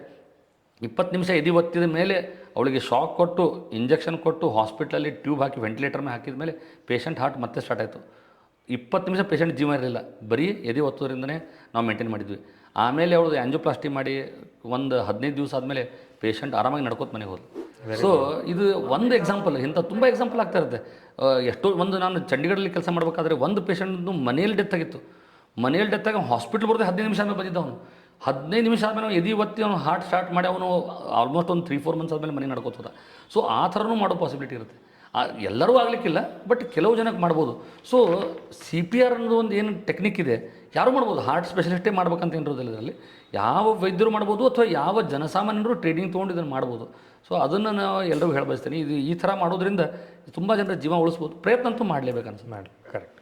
ಈಗ ಕ್ಯಾತ್ ಲ್ಯಾಬಲ್ಲಿ ಯಾವತ್ತಾದರೂ life and death decision making situation ಬಂದಿತ್ತಾ? ವಿಜಯ್, ಒಂದು ವಿಷಯ ಹೇಳಬೇಕಂದ್ರೆ ಕ್ಯಾತ್ ಲ್ಯಾಬಲ್ಲಿ ಪ್ರತಿದಿನ ಪ್ರತಿ ನಿಮಿಷನೂ ಲೈಫ್ ಆ್ಯಂಡ್ ಡೆತ್ ಪ್ರಶ್ನೆ. ಓಕೆ. ಯಾಕಂದರೆ ಈ ಕೇಸಲ್ಲಿ ಸಾಕು, ಇನ್ನು ಪ್ರಯತ್ನ ಮಾಡೋದು ಬೇಡ, ಬಿಟ್ಬಿಡೋಣ ಅದನ್ನು ಹೇಳ್ತೀನಿ. ಆದರೆ ಆಲ್ಮೋಸ್ಟ್ ಹಾರ್ಟ್ ಅಂದರೆ ಹೆಂಗಿರುತ್ತಂದರೆ ಮಿಲಿಮೀಟರ್ ಲೆಕ್ಕ, ನಿಮಿಷದ ಲೆಕ್ಕ. ಕರೆಕ್ಟ್. ಕೆಲವು ಸರಿ 1 ನಿಮಿಷ ಲೇಟ್ ಆದರೂ ಪೇಷಂಟ್ ಜೀವ ಕಳ್ಕೊಂಡಿರ್ತಾರೆ. ಕೆಲವು ಸರಿ 1 ಮಿಲಿಮೀಟರಲ್ಲಿ ಸ್ಟೆಂಟಲ್ಲಿ ಹಾಕೋದು ಹೆಚ್ಚು ಕಡಿಮೆ ಆದ್ರೂ ಪೇಷಂಟ್ಗೆ ಜೀವ ಬರೋದು ಪ್ರಶ್ನೆ ಇರುತ್ತೆ. ಅಷ್ಟು ಡೆಲಿಕೇಟ್ ವಿಷಯ ಅದು. ಬಟ್ ನೀವು ಹೇಳಿದ್ರು ಕೇಳೋ ಕ್ವಶನ್ ಭಾಳ ಇಂಪಾರ್ಟೆಂಟ್ ಇದು. ಇಲ್ಲಿ ಪ್ರಯತ್ನ ಮಾಡಬೇಕಾ ಮಾಡಬಾರ್ದಾ ಅನ್ನೋದು ಒಂದು ಕೆಲವು ಸರಿ ಡೌಟ್ ಬರುತ್ತೆ. ಯಾಕಂದರೆ ಪೇಷಂಟ್ ಇಷ್ಟು ಸೀರಿಯಸ್ ಇರ್ತಾರೆ, ನಾವು ಪ್ರಯತ್ನ ಮಾಡಿದ್ರೂ ಫಲ ಸಿಗೋ ಚಾನ್ಸ್ ಕಡಿಮೆ ಇರುತ್ತೆ. ಅದರಲ್ಲಿ ತುಂಬ ಎಫರ್ಟ್ ಇರುತ್ತೆ, ತುಂಬ ದುಡ್ಡು ಖರ್ಚಾಗ್ತಾ ಇರುತ್ತೆ. ಬಟ್ ಆ್ಯಸ್ ಅ ಡಾಕ್ಟರ್ ಅಂತೂ ನಾವು ಪ್ರತಿ ಸಲ ಪ್ರಯತ್ನ ಮಾಡ್ತಾನೆ ಇರ್ತೀವಿ. ಎಸ್ಪೆಷಲಿ ರೀಸೆಂಟ್ಲಿ ಒಂದು ಆಗಿರೋದ್ರಿಂದ ಯಂಗ್ ಹುಡುಗ ಒಬ್ಬನು ಬೇರೆ ಯಾವುದೋ ಒಂದು ನಾನ್ ಕಾರ್ಡಿಯಾಕ್ ಸರ್ಜರಿ ಮಾಡೋ ಟೈಮಲ್ಲಿ ಅವ್ನು ಹಾರ್ಟ್ ಅರೆಸ್ಟ್ ಆಗಿಬಿಡ್ತು. ಹಾರ್ಟ್ ಅರೆಸ್ಟ್ ಆಗಿ ಅವ್ನು ಸಿ ಪಿ ಆರ್ ಮಾಡಿ ಅವ್ನಿಗೆ ಟ್ಯೂಬ್ ಹಾಕಿ ನಮ್ಮ ಹಾಸ್ಪಿಟಲ್ ಕರ್ಕೊಂಬಂದ್ರು. But he was in coma. Almost 48 ತಾಸು ಅವ್ನು ಯಾವುದೂ ರೆಸ್ಪಾನ್ಸ್ ಇರಲಿಲ್ಲ. 48 ಅವರ್ಸ್. ನಾವು ಇಷ್ಟು ಲೇಟ್ ಆಗಿದೆ, ಕೋಮಾ ಆಗಿದೆ ಪೇಷಂಟು, ಇವ್ನು ಮೋಸ್ಟ್ಲಿ ರಿಕವರಿ ಆಗೋದಿಲ್ಲ ಅಂತ ತಿಳ್ಕೊಂಡಿದ್ವಿ. ಬಟ್ ಅಲ್ಲಿನೂ ಇದೇ ಕ್ವಶನ್ ಬಂತು, ಪ್ರಯತ್ನ ಮಾಡಬೇಕಾ ಮಾಡಬಾರ್ದ. ಒಂದೇ ವಿಚಾರ ಮಾಡಿದ್ವಿ, ಯಂಗ್ ಪೇಷಂಟ್ ಒಂದು ಪ್ರಯತ್ನ ಪೂರ್ತಿ ಮಾಡೋಣ. ಈಗಂತೂ ಹಾರ್ಟ್ ಕೆಲಸ ಮಾಡ್ತಾಯಿದೆ, ಮೆದುಳು ರಿಕವರ್ ಆಗ್ಬೋದು, ಎಲ್ಲನೂ ಉಳಿದದ್ದು ಬಿ ಪಿ ಇಂಪ್ರೂವ್ ಆಗ್ಬೋದು ಅಂತ ಪ್ರಯತ್ನ ಮಾಡಿದ್ವಿ. ನೀವು ನಂಬ್ತಿರಲ್ಲೋ 15 ದಿವಸದಲ್ಲಿ ಪೇಷಂಟ್ ನಾರ್ಮಲಾಗಿ ರೆಸ್ಪಾನ್ಸ್ ಮಾಡೋಕ್ಕೆ ಸ್ಟಾರ್ಟ್ ಮಾಡಿದ. Very good. ಸೊ ವೆಂಟಿಲೇಟರ್ದಿಂದ ತೆಗೆದು ತಾನಾಗಿ ಉಸಿರಾಡೋಕ್ಕೆ ಸ್ಟಾರ್ಟ್ ಮಾಡಿದ. ಸೊ ಜೀವ ಮರಣದ ಪ್ರಶ್ನೆ ಪ್ರತಿ ನಿಮಿಷ ಇಲ್ಲಿ. ಬಟ್ ಎಷ್ಟೋ ಸರಿ ನಾವು ಪ್ರಯತ್ನ ಮಾಡೋದ್ರಿಂದ 10ರಲ್ಲಿ ಒಂದು 6-7 ಸಲ ಆದರೂ ಪೇಷಂಟ್ ಉಳಿತಾರೆ. ಒಂದು 2-3 ಸಲ ಉಳಿಲಿಕ್ಕಿಲ್ಲ, ಅವ್ರ ದೈವ ತುಂಬ ಸೀರಿಯಸ್ ಬಂದಿರೋ ಪೇಷಂಟ್. ಬಟ್ ನಾರ್ಮಲ್ ಪೇಷಂಟ್ ಬಂದರೆ ಮೋರ್ ದೆನ್ 90% ನಾವು ಸಾಯೋ ಪೇಷಂಟ್ ಉಳಿಸ್ಬೋದು. ಸೊ ಮುಂದಿನ ಪ್ರಶ್ನೆ, ರೀಸೆಂಟಾಗಿ ಡಾಕ್ಟರ್ಸು ಮುಗಿಸಿ ಕಾರ್ಡಿಯಾಲಜಿ ಜಾಯ್ನ್ ಆಗೋಕ್ಕೆ ಇಚ್ಛೆ ಪಡುವಂಥವ್ರಿಗೆ ನೀನು ಅಡ್ವೈಸ್? ಎಲ್ಲರಿಗೂ ನಾನು ಹೇಳೋದು ಏನಂದರೆ, ಮೆಡಿಕಲ್ ಫೀಲ್ಡ್ ಅಂದರೆ ಎಲ್ಲರಿಗೂ ಗೊತ್ತಿರೋ ಹಂಗೆ ತುಂಬ ಸ್ಟ್ರಗಲ್, ಎಲ್ಲದಕ್ಕೂ ಸ್ಟ್ರಗಲ್. ಎಂಟ್ರಿ ಹಿಡ್ಕೊಂಡು ನಿಮ್ಮ ಡೇ ಟು ಡೇ ಲೈಫಲ್ಲೂ ಸ್ಟ್ರಗಲ್. ನಾವು ಎಂಟ್ರಿ ಮಾಡ್ಬೇಕಂದ್ರೂ ತುಂಬ ಡಿಫಿಕಲ್ಟ್. ನೀಟ್ ಎಕ್ಸಾಮ್ ಬರಬೇಕು. ಎಷ್ಟು ಜನ ಬರೀತಾ ಇರ್ತಾರೆ? 23 ಲಕ್ಷ ಜನ ಬರೀತಾರೆ. ಅದರಲ್ಲಿ ನೀವು ಒಂದು ಪರ್ಟಿಕ್ಯುಲರ್ 2,000 3,000 ಅಷ್ಟು ಬಂದರೆ ಅಷ್ಟೇ ನಿಮಗೆ ಫ್ರೀ ಸೀಟ್ ಸಿಗೋದು. ಕರೆಕ್ಟ್. ಆ ಡಿಫಿಕಲ್ಟ್ ಸಿಚುವೇಷನಿಂದ ನೀವು MBBS ಮುಗಿಸ್ತೀರಾ, ಆಮೇಲೆ ಇಂಟರ್ನ್ಶಿಪ್ ಮಾಡಬೇಕು. ಇಂಟರ್ನ್ಶಿಪ್ ಆದಮೇಲೆ ಮತ್ತೆ MD ಮಾಡಬೇಕು. MD MS ಮಾಡಬೇಕು. ಅದಾದಮೇಲೆ ಕೆಲವು ಸಲ ಸೂಪರ್ ಸ್ಪೆಷಲೈಸೇಷನ್ ಮಾಡಬೇಕಾಗುತ್ತೆ. ಸೂಪರ್ ಸ್ಪೆಷಲೈಸೇಷನ್ ಮತ್ತೆ 3 ವರ್ಷ. ಸೊ ಕಲಿಯೋ ಅಷ್ಟರಲ್ಲಿ ನೀವು ಆಲ್ಮೋಸ್ಟ್ ಒಂದು 6 + 6 12 ವರ್ಷ ನೀವು ಬರೀ ಕಲಿಯೋದ್ರಲ್ಲಿ ಹೋಗುತ್ತೆ. ಮತ್ತು ಕೆಲವು ಸಲ ಪಟ್ಟನೆ ಇಮಿಡಿಯೇಟ್ಲಿ ಸೀಟ್ ಸಿಗೋಲ್ಲ. ಸೊ ಕಲಿಯೋದೇ ಒಂದು 12-13 ವರ್ಷ. ಎಷ್ಟೋ ಜನರದ್ದು ತಿರುಗಿ ಅವ್ರ ಫ್ಯಾಮಿಲಿ ಸೆಟ್ಲಾಗಿರುತ್ತೆ. 4 ವರ್ಷದಲ್ಲಿ ಇಂಜಿನಿಯರಿಂಗ್ ಮಾಡ್ಕೊಂಡು ಅಥವಾ ಬೇರೆ ಯಾವುದೋ ಮಾಡಿಕೊಂಡು ಆಲ್ರೆಡಿ ದುಡ್ಡು ಗಳಿಸಿ ಅವ್ರ ಫ್ಯಾಮಿಲಿ ಸೆಟ್ಲಾಗಿರುತ್ತೆ. ನಾವೇನೋ ಕಲಿತಾನೆ ಇರ್ತೀವಿ. ಸೊ ಕಲಿಯೋದೊಂದು ಡಿಫಿಕಲ್ಟ್ ಪಾರ್ಟ್. ಕಲ್ತ ಮೇಲೆ ಈಸಿ ಇದನ್ನ ಇಲ್ಲ. ನೀವು ಏನೋ ಒಂದು ಎಸ್ಟಾಬ್ಲಿಷ್ ಮಾಡ್ಬೇಕಂದ್ರೆ, ನೀವು ಒಬ್ಬ ಡಾಕ್ಟ್ರಾಗಿ ಎಸ್ಟಾಬ್ಲಿಷ್ ಆಗಿ ಪೇಷಂಟ್ ನಿಮ್ಮನ್ನು ಗುರುತಿಸ್ಕೊಂಡು ಬರಬೇಕಂತಂದರೆ ಮತ್ತೊಂದು 50 ವರ್ಷ. ಸೊ ನಾವು ಆ್ಯಕ್ಚುಲಿ ಲೈಫಲ್ಲಿ ನಿಮ್ಮ ಹೆಸರು ಆಗಬೇಕು, ನೀವು ಜನರಿಗೆ ನಿಜವಾಗ್ಲೂ ಸೇವೆ ಕೊಡಬೇಕಂದ್ರೆ ಆಲ್ಮೋಸ್ಟ್ ಒಂದು 50-60 ವರ್ಷ ಆಗಿರುತ್ತೆ. ಸೊ ಅಷ್ಟು ಡಿಫಿಕಲ್ಟ್ ಇದ್ರೂ ಇದು ನೀವು ಎಷ್ಟು ಜನರಿಗೆ ನೀವು ಒಳ್ಳೇದು ಮಾಡ್ಬೋದು, ಅದು ಯಾರು ಮಾಡೋಕ್ಕೆ ಸಾಧ್ಯ ಇಲ್ಲ. ಯಾವ ಇಂಜಿನಿಯರ್ ಏನು ದುಡ್ಡು ಮಾಡ್ಬೋದು. ನೀವು ದುಡ್ಡು ಮಾಡೋದಕ್ಕೆ ಬೇಕಾಷ್ಟು ಇದು ನೀವೇನು ಕಲೀಲೇಬೇಕಂತಿಲ್ಲ, ನೀವು ಯಾರಿಗೆ ಜೀವ ಉಳಿಸ್ಬೇಕಂತಿಲ್ಲ ನೀವು. ಆದರೆ ಪ್ರತಿಯೊಂದು ನಿಮಿಷದ ನಮ್ಮದು ಕೆಲಸ ಹೇಳ್ತೀನಿ. ಬರೀ OPDಯಲ್ಲಿ ನಾವು ಎಷ್ಟೋ ಜನ ಬರ್ತಾರೆ, ಅವ್ರದ್ದು ಎದಿನೋ ಬಂದು ಭಾಳ ಗಾಬರಿಯಾಗಿ ಬಂದಿರ್ತಾರೆ. ನಾ ಟೆಸ್ಟ್ ಮಾಡಿ ಅವ್ರಿಗೆ ಏನೂ ಇಲ್ಲ ಅಂತ ಹೇಳಿದ್ರೆ ಅವ್ರ ಮನಸ್ಸಿನ ಒಂದು ಖುಷಿ ಬೇರೆ ಇರುತ್ತೆ. ಇಷ್ಟು ಖುಷಿ ಆಗ್ಬಿಡ್ತಾರೆ. ಸರ್ ನೀವು ಹೇಳಿಬಿಟ್ರೆ ನಮಗೆ ಎದುರಿನ ನೋವು ಹೋಗ್ಬಿಡ್ತು ಅಂತ ಹೇಳ್ಬಿಡ್ತಾರೆ. ಸೊ ನೀವು ಹಾರ್ಟ್ ಇರದೇ ಇರೋರು ಖುಷಿ ಆಗ್ತಾರೆ ನೀವು ಕರೆಕ್ಟಾಗಿ ಡಯಾಗ್ನೋಸ್ ಮಾಡಿದರೆ. ಅಥವಾ ನೀವು ಹಾರ್ಟ್ ಸೀರಿಯಸ್ ಆಗಿ ಬಂದವರು ನೀವು ಜೀವ ಉಳಿಸಿದಂತೂ ಅದಕ್ಕಿಂತ ಖುಷಿ ನಿಮ್ಮ ಜಗತ್ತಲ್ಲಿ ಯಾವತ್ತಿಲ್ಲ. ಬರೀ ಖುಷಿನೇ ಇಲ್ಲ ಇದರಲ್ಲಿ. ನೀವು ಹೌದಪ್ಪ 10 ಜನರಲ್ಲಿ ಯಾವುದೋ ಒಂದು ಪೇಷಂಟ್ ಸೀರಿಯಸ್ ಆದ್ರೂ ಅವರು ನಿಮ್ಮಲ್ಲಿ ಸಿಟ್ಟು ಮಾಡ್ಕೊಂಡು ಹೋಗ್ಬೋದು. ಯಾವುದೋ ಒಂದು ಸಣ್ಣ ವಿಷಯಕ್ಕೆ ಒಂದು ಸ್ವಲ್ಪ ದುಡ್ಡು ಜಾಸ್ತಿ ಖರ್ಚಾಗಿದೆ ಅವ್ರ ಮನಸ್ಸಲ್ಲಿ ಬಂದರೆ ನೀವು ಬೈದು ಹೋಗ್ಬೋದು. ನೀವು ಎಷ್ಟು ಒಳ್ಳೆ ಕೆಲಸ ಮಾಡಿರ್ತೀರಿ ಅದೆಲ್ಲ ಮರೆತು ನಿಮ್ಮ ಜೊತೆ ಜಗಳ ತೆಗಿಬೋದು ಪೇಷಂಟ್. ಆದರೆ ಈ ಮೆಂಟಾಲಿಟಿ ಹೀಗೆ.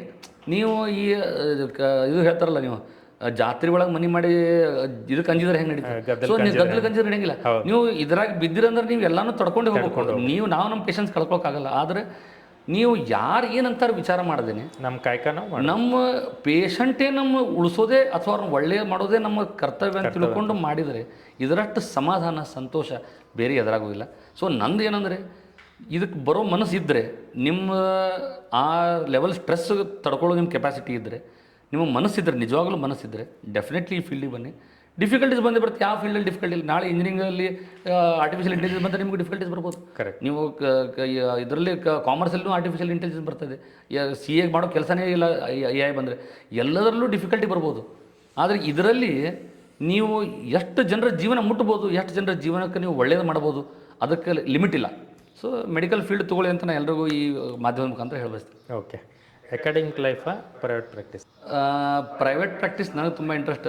ಅಕಾಡೆಮಿಕ್ ತುಂಬ ಇಂಟ್ರೆಸ್ಟ್ ಇತ್ತು ಒಂದು ಟೈಮಲ್ಲಿ. ಬಟ್ ಅಕಾಡೆಮಿಕ್ಕಿಂದ ನೀವು actually difference on the ground ಅಂತೀವಿ ನಾವು. ಆನ್ ದ ಗ್ರೌಂಡ್ ಡಿಫ್ರೆನ್ಸ್ ಮಾಡೋಕ್ಕಾಗಲ್ಲ. ನೀವು ಪ್ರಾಕ್ಟೀಸಲ್ಲಿ ನೀವು ಜನರಿಗೆ ಒಳ್ಳೇದು ಮಾಡ್ಬೋದು. ಅದರಲ್ಲೇ ಜಾಸ್ತಿ ಸಂತೋಷ ಇರೋದ್ರಿಂದ ಸ್ವಲ್ಪ ಅಕಾಡೆಮಿಕ್ ಲೈಫ್ ಹಿಂದೆ ಹೋಗಿದೆ, ಪ್ರಾಕ್ಟೀಸ್ ಲೈಫ್ ಮುಂದೆ ಬಂದಿದೆ. ಸೊ ಲೇಟೆಸ್ಟ್ ರಿಸರ್ಚ್ ಬಗ್ಗೆ ನೀವು ಹೇಗೆ, how do keep your self updated? Every day ಒಂದು ರಿಸರ್ಚ್ ಬರ್ತಾ ಇರುತ್ತೆ. ಒಂದು ಇದು ರಿಸರ್ಚ್ ನಮ್ಮದು ಈಗ ನಾವು ಮಾಡ್ತಿರೋದು evidence based medicine. Evidence based medicine ಅಂದರೆ ಎಲ್ಲದಕ್ಕೂ ಎವಿಡೆನ್ಸ್ ಬೇಕು. ನಾನು ಅದೊಂದು ಮೆಡಿಸಿನ್ನ ಕೊಟ್ಟಿದ್ದೀನಿ ಒಂದು ಪೇಷಂಟ್ಗೆ ಚೆನ್ನಾಗಿದೆ ಅಂತ ಹೇಳಿ ನಾನು ಯೂಸ್ ಮಾಡೋಕ್ಕೆ ಬರಲ್ಲ. ಅದಕ್ಕೆ ಟ್ರಯಲ್ ಆಗಿರಬೇಕು. ಟ್ರಯಲಲ್ಲೂ ಮತ್ತು ಬೇರೆ ಬೇರೆ ಥರ ರ್ಯಾಂಡಮೈಸ್ ಕಂಟ್ರೋಲ್ ಟ್ರಯಲ್ ಆಗಿರಬೇಕು. ಅದರದ್ದು ಮೆಟಾ ಅನಾಲಿಸಿಸ್ ಆಗಿರಬೇಕು. ಅದನ್ನ ಎಲ್ಲ ಭಾಳಷ್ಟು ಟ್ರಯಲ್ಸಲ್ಲಿ ಬಂದ ಮೇಲೆ ಅದು ಗೈಡ್ಲೈನ್ಸಲ್ಲಿ ಬರುತ್ತೆ. ಆಮೇಲೆ ನಾವು ಯೂಸ್ ಮಾಡಬೇಕು. So you have to keep updated with the subject. So ಅದಕ್ಕೆ ಏನು ಮಾಡ್ತೀವಿ, ನಾವು ಕಾನ್ಫರೆನ್ಸ್ ಅಟೆಂಡ್ ಆಗ್ತಾ ಇರ್ತೀವಿ. ನಾವು CME ಲೆಕ್ಚರ್ಸ್ ಕೊಡ್ತಾ ಇರ್ತೀವಿ. ಹೊಸ ಮೆಡಿಸಿನ್ ಬಂದರೆ ಅದ್ರ ಬಗ್ಗೆ ಓದ್ತಾ ಇರ್ತೀವಿ. ಅದರ ಕೆಲವೊಂದು ಜರ್ನಲ್ ಸಬ್ಸ್ಕ್ರಿಪ್ಷನ್ ಅಂತ ಇರುತ್ತೆ, ಅದನ್ನು ಮಾಡ್ತಾ ಇರ್ತೀವಿ. ಈ ಥರ ಮಾಡೋದ್ರಿಂದ ಏನಂದರೆ ಜಗತ್ತಲ್ಲಿ ಏನು ಒಳ್ಳೇದಾಗ್ತಾ ಇದೆ ಅದನ್ನು ನಾವು ಇಲ್ಲಿವರೆಗೂ ತೊಗೊಂಬರ್ಬೋದು. ಅಮೇರಿಕಾದಲ್ಲಿ ಒಂದು ಸ್ಟಡಿ ಆಗಿದೆ, ಅದನ್ನು ನಾವು ನಮ್ಮ ಬಿಜಾಪುರದಲ್ಲಿ ನಾವು ಹೆಂಗೆ ಯೂಸ್ ಮಾಡ್ಕೋಬೇಕಂತ ಈ ಉತ್ತರ ಮುಖಾಂತರ ಮಾಡಬೇಕು. ಅದರಲ್ಲೂ ಕೆಲವು ಹಿಚ್ಚಿಸಿದೆ. ಎಲ್ಲ ಸ್ಟಡೀಸು ರಿಲೆವೆಂಟ್ ಇರೋದಿಲ್ಲ, ಅಥವಾ ಆ ಕಂಟ್ರಿಯಲ್ಲೇ ಮಾಡಿರೋ ಸ್ಟಡಿ ನಮ್ಮ ಕಂಟ್ರಿಯಲ್ಲಿ ರೆಲೆವೆಂಟ್ ಇರಲಿಕ್ಕಿಲ್ಲ. ಸೊ ಅದಕ್ಕೂ ಮೆಥಡ್ ಇದೆ. ನಾವು ನಮ್ಮ ಸ್ಟಡಿ ಕಂಡಕ್ಟ್ ಮಾಡ್ತಾ ಇರ್ತೀವಿ ಕೆಲವು ಸಲ. ಸೊ ನಮ್ಮ ಜನರಿಗೆ ಏನು ಒಳ್ಳೆಯದು ಅಂತ.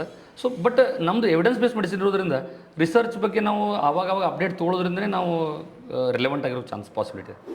ಓಕೆ. ಒಳ್ಳೆ ಕಾರ್ಡಿಯಾಲಜಿಸ್ಟ್ ಆಗಬೇಕಂದ್ರೆ ಮುಖ್ಯವಾದ 3 ಗುಣಗಳು. ಒಳ್ಳೆ ಕಾರ್ಡಿಯೋಲಜಿಸ್ಟ್ ಅಂತಂದರೆ ಕಾರ್ಡಿಯೋಲಜಿಸ್ಟ್ ಅಂದರೆ ಅಥವಾ ಯಾವುದೇ ವೈದ್ಯ ಅಂದರೆ ವೈದ್ಯ ಯಾವುದೇ ಒಳ್ಳೆಯವನೇ ಒಳ್ಳೆ ಇರ್ಬೇಕು. ನಾನು ಹೇಳೋದು ಮುಖ್ಯ ಇಂಪಾರ್ಟೆಂಟ್ ಅಂದ್ರೆ ಏನು ಗೊತ್ತಾ, ನಿಮ್ಮ ಗೋಲ್ ಕ್ಲಿಯರ್ ಇರಬೇಕು. ನಮಗೊಂದು ಹೇಳ್ತಾರೆ, always think that what I am doing is not worsening the patient's condition. Whatever your actions ಅದು ಪೇಷಂಟ್ ಒಳ್ಳೇದೇ ಮಾಡಬೇಕು. ನೀವು ಏನು ಮಾಡಿದ್ರು ಅದರಿಂದ ಪೇಷಂಟ್ ಒಳ್ಳೇದು, ಅದನ್ನು ನಾವು ಯಾವತ್ತೂ ಬ್ಯಾಲೆನ್ಸ್ ಮಾಡ್ತಾ ಇರಬೇಕು. ಕರೆಕ್ಟ್. ಯಾವುದು ಅವಶ್ಯಕತೆ ಇದೆ, ಯಾವುದು ಅವಶ್ಯಕತೆ ಇಲ್ಲ. ಎಷ್ಟೋ ಸಲ ನಾವು ಜನರಿಗೆ ಅದು ಅರ್ಥ ಆಗಲಿಕ್ಕಿಲ್ಲ. ನಾವು ಏನೋ ವಿಚಾರ ಮಾಡಿರ್ತೀವಿ, ಈ ಪೇಷಂಟ್ಗೆ ನಾವು ಎಷ್ಟೋ ಜನ ಮೊದಲು ಟೆಸ್ಟ್ ಮಾಡೋದಕ್ಕೆ CT ಆಂಜಿಯೋಗ್ರಫಿ ಮಾಡೋದು ಅಷ್ಟು ಅವಶ್ಯಕತೆ ಇಲ್ಲ ಅಂತ ಹೇಳ್ತಿದ್ವಿ ಮೊದಲು. TMT ನೆಗೆಟಿವ್ ಬಂದಿದೆ ಬಿಟ್ಬಿಡೋಣ ಅಂತ. ಬಟ್ ನನ್ನ ಎಕ್ಸ್ಪೀರಿಯನ್ಸಲ್ಲಿ ನೋಡಿದ ಮೇಲೆ ಎಷ್ಟೋ ಜನ TMT ನೆಗೆಟಿವ್ ಬಂದವರು ಆಮೇಲೆ ಸ್ವಲ್ಪ ದಿನದಲ್ಲಿ ಹಾರ್ಟ್ ಅಟ್ಯಾಕ್ ಆಗಿದೆ. ನಂಗೆ ಆಮೇಲೆ ಅನ್ನಿಸ್ತು ಇವ್ರದ್ದು CT ಆಂಜಿಯೋಗ್ರಫಿ ಮಾಡಿದರೆ ಪ್ರೊಬಾಬ್ಲಿ ಇವರು ಅಟ್ಯಾಕ್ ಆಗ್ತಾ ಇರಲಿಲ್ಲ ಅಂತ. So over a period of time ನೀವು ಎವ್ರಿ ಡೇ ಎವ್ರಿ ಪೇಷಂಟ್ ನೀವು ಜಡ್ಜ್ ಮಾಡ್ತಾ ಇರ್ತೀರ. ಪೇಷಂಟಿಗೆ ಏನು ಮಾಡೋದು ಒಳ್ಳೆಯದು, ಯಾಕಂದರೆ ಅವ್ರದ್ದು ಅನ್ನೆಸರಿ ಖರ್ಚು ಜಾಸ್ತಿ ಆಗಬಾರ್ದು, ಅವ್ರಿಗೆ ಅಪಾಯನೂ ಆಗಬಾರ್ದು. ಎರಡೂ ಬ್ಯಾಲೆನ್ಸ್ ಮಾಡಿ ನಾವು ಮಾಡ್ತಾ ಇರಬೇಕಾಗುತ್ತೆ. ಸೊ ಎಲ್ಲಕ್ಕಿಂತ ಮುಖ್ಯ ಅಂದರೆ ನಿಮ್ಮ ಇಂಟೆನ್ಷನ್ಸ್.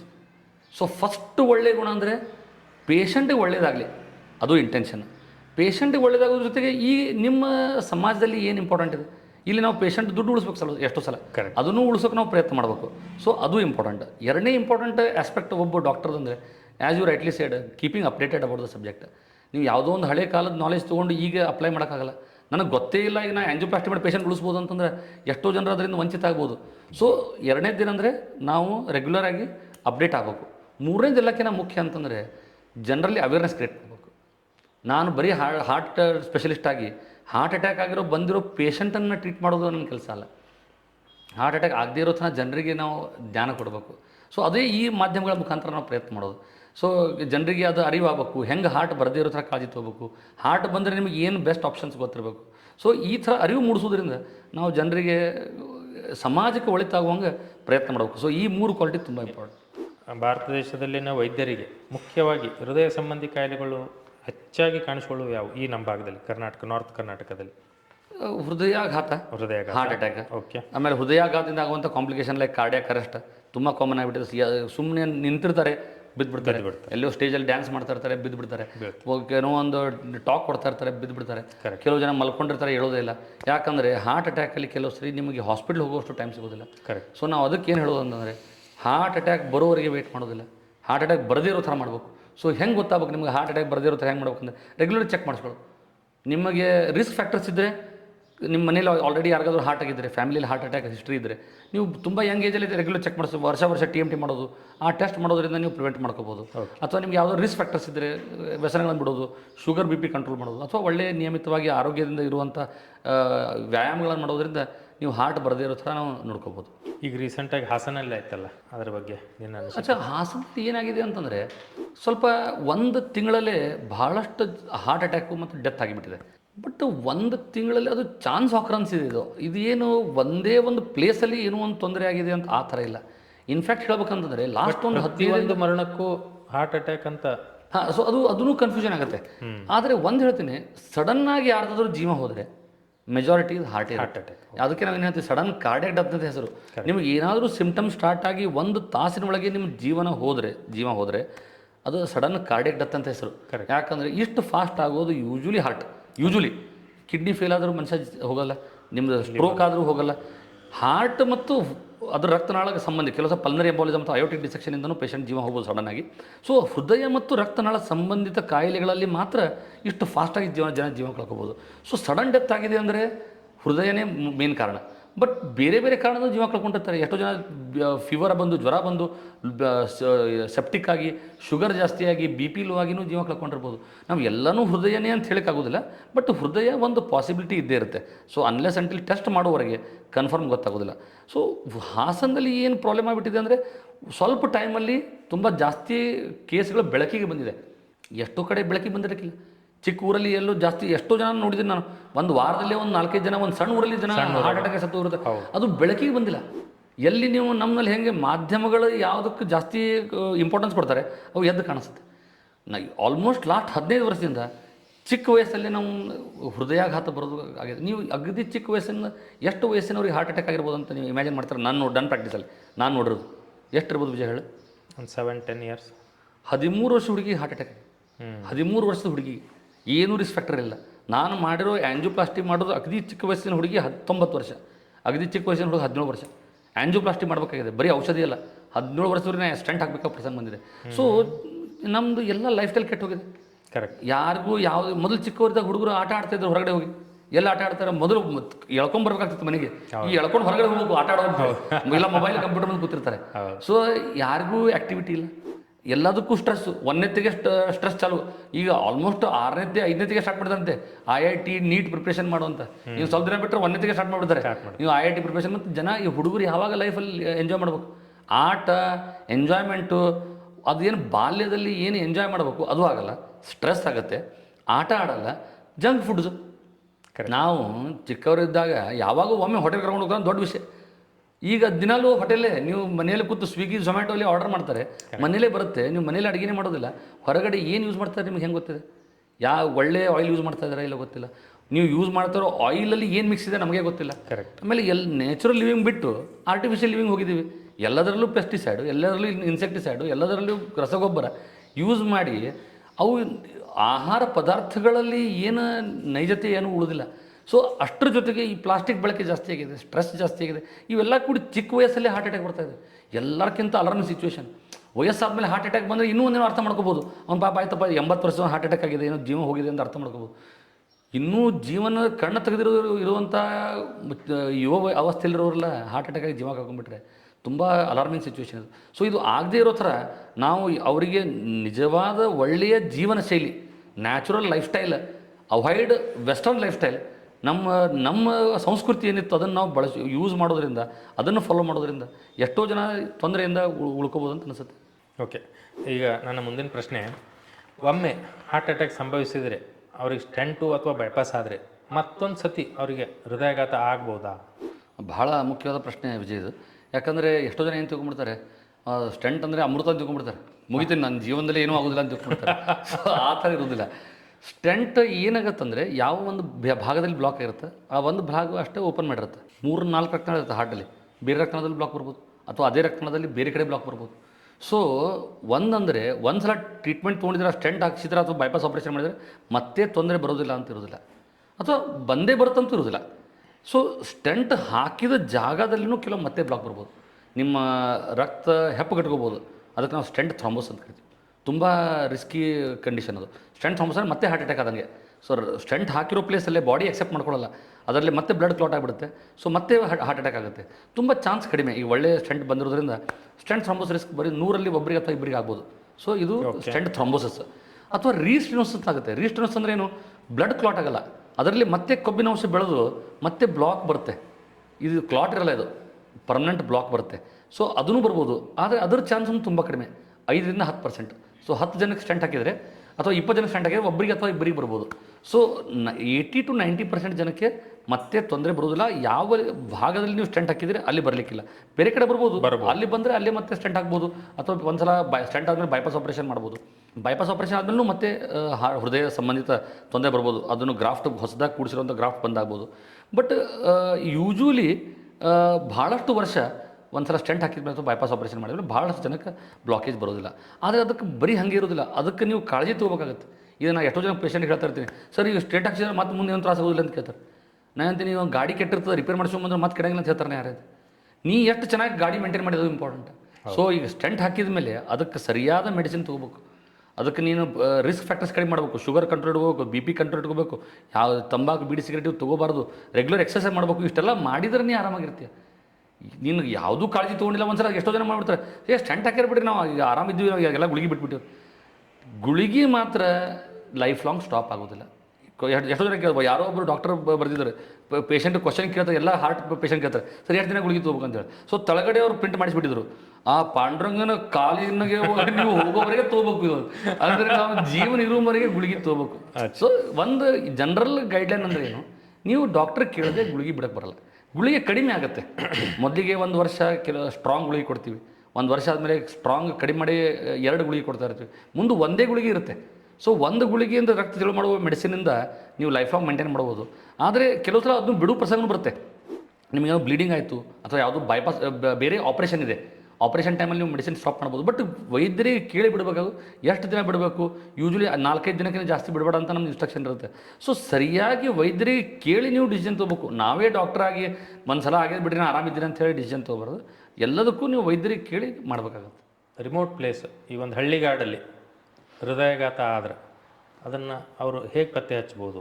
ಕರೆಕ್ಟ್. ಸೊ ಒಂದಂದರೆ ನಮಗೆ ಹೃದಯಾಘಾತದ ಲಕ್ಷಣಗಳೇನು ಗೊತ್ತಿರಬೇಕು. ಫಸ್ಟ್ ಹೃದಯಾಘಾತದ ಲಕ್ಷಣಗಳು ಫಸ್ಟ್ ಕಾಮನ್ ಅಂದರೆ ಎದೆನೋವು ಎಲ್ಲಿಯೂ ಆಗ್ಬೋದು, ಸೆಂಟರ್, ಲೆಫ್ಟ್, ರೈಟ್, ಕೈಗೆ ಆಗ್ಬೋದು, ಕೆಲವು ಸಲ ಕುತ್ತಿಗೆ ಬರ್ಬೋದು, ಗದ್ದದವರೆಗೆ ಬರ್ಬೋದು, ಕೆಲವು ಸಲ ಹೊಟ್ಟೆ, ಕೆಲವು ಸಲ ಬೆನ್ನಿಗೂ ಬರ್ಬೋದು. ಸೊ ಇದು ಗೊತ್ತಿರ್ಬೋದು. ಎಲ್ಲಿನೂ ನೋವು ಬಂದರೆ ಹೃದಯದ ಲಕ್ಷಣ ಇರ್ಬೋದು, ಗಾಬರಿ ಆಗಬೇಕಿಲ್ಲ. ಬಟ್ ಅಟ್ಲೀಸ್ಟ್ ಅದು ಮನಸ್ಸಲ್ಲಿದ್ದರೆ ನೀವು ಅಟ್ಲೀಸ್ಟ್ ಟೆಸ್ಟ್ ಆದರೂ ಮಾಡ್ಕೋತೀರಾ. ಸೊ ಒಂದನೇದ್ದು ನೋವು ಬರ್ಬೋದು, ಎರಡನೇದ್ದು ಉಸಿರಾಟ ತೊಂದರೆ. ನಿಮಗೆ ಉಸಿರಾಟ ತೊಂದರೆ ಆಗ್ಲಿಕ್ಕೆ ಅಂದರೆ ಹೃದಯದ ಲಕ್ಷಣ ಇರ್ಬೋದು. ಬೆವರು ಬರೋದು, ತುಂಬ ಜಾಸ್ತಿ ಬೆವರು ಬರ್ಲಿಕ್ಕೆ ಅಂದರೆ ಹೃದಯದ ಲಕ್ಷಣ ಇರ್ಬೋದು. ನಾಸಿಯಾ ವಾಮಿಟಿಂಗ್ ಅಂತೀವಿ, ಉಲ್ಟಿ ಬರೋ ಥರ ಭಾವನೆ ಬರುತ್ತೆ, ವಾಂತಿ ಬರೋ ಥರ ಭಾವನೆ ಬರುತ್ತೆ, ಅಥವಾ ವಾಂತಿ ಆಗಿಬಿಡುತ್ತೆ, ಇದೂ ಹೃದಯಾಘಾತದ ಲಕ್ಷಣ ಇರ್ಬೋದು.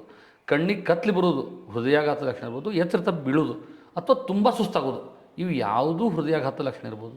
ಆದರೆ ಇದಕ್ಕೊಂದು ಪ್ರಾಬ್ಲಮ್ ಏನಂದರೆ ಇವು ಯಾವುದೂ ಇರದೇನೂ ಹಾರ್ಟ್ ಅಟ್ಯಾಕ್ ಆಗ್ಬೋದು. ಎಸ್ಪೆಷಲಿ ಶುಗರ್ ಇರೋ ಪೇಷಂಟ್, ಅದಕ್ಕೆ ನಾವು ಸೈಲೆಂಟ್ ಹಾರ್ಟ್ ಅಟ್ಯಾಕ್ ಅಂತ ಎಷ್ಟೋ ಸಲ ಆಗಿದೆ. ಹಿಂಗೆ ನಮ್ಮ ಪೇಷಂಟ್ ಬರ್ತಾರೆ, ಚೆಕ್ ಮಾಡಿ ನೋಡಿದರೆ ಹಾರ್ಟ್ ತುಂಬ ವೀಕ್ ಆಗಿದೆ, ECG ಕಾಣಿಸ್ತಾ ಇದೆ, ಮೊದಲು ಹಾರ್ಟ್ ಅಟ್ಯಾಕ್ ಬಂದೋಗಿದೆ ಅಂತ. ನಾವು ಪೇಷಂಟ್ ಹೇಳಿದ್ರೆ ಹಂಗೆ ಹೇಳ್ತೀರಿ, ನಮ್ಗೆ ಏನೂ ಆಗಿಲ್ಲ, ಎಂದೂ ತ್ರಾಸಾಗಿಲ್ಲ ಅಂತ ಹೇಳ್ತಾರೆ.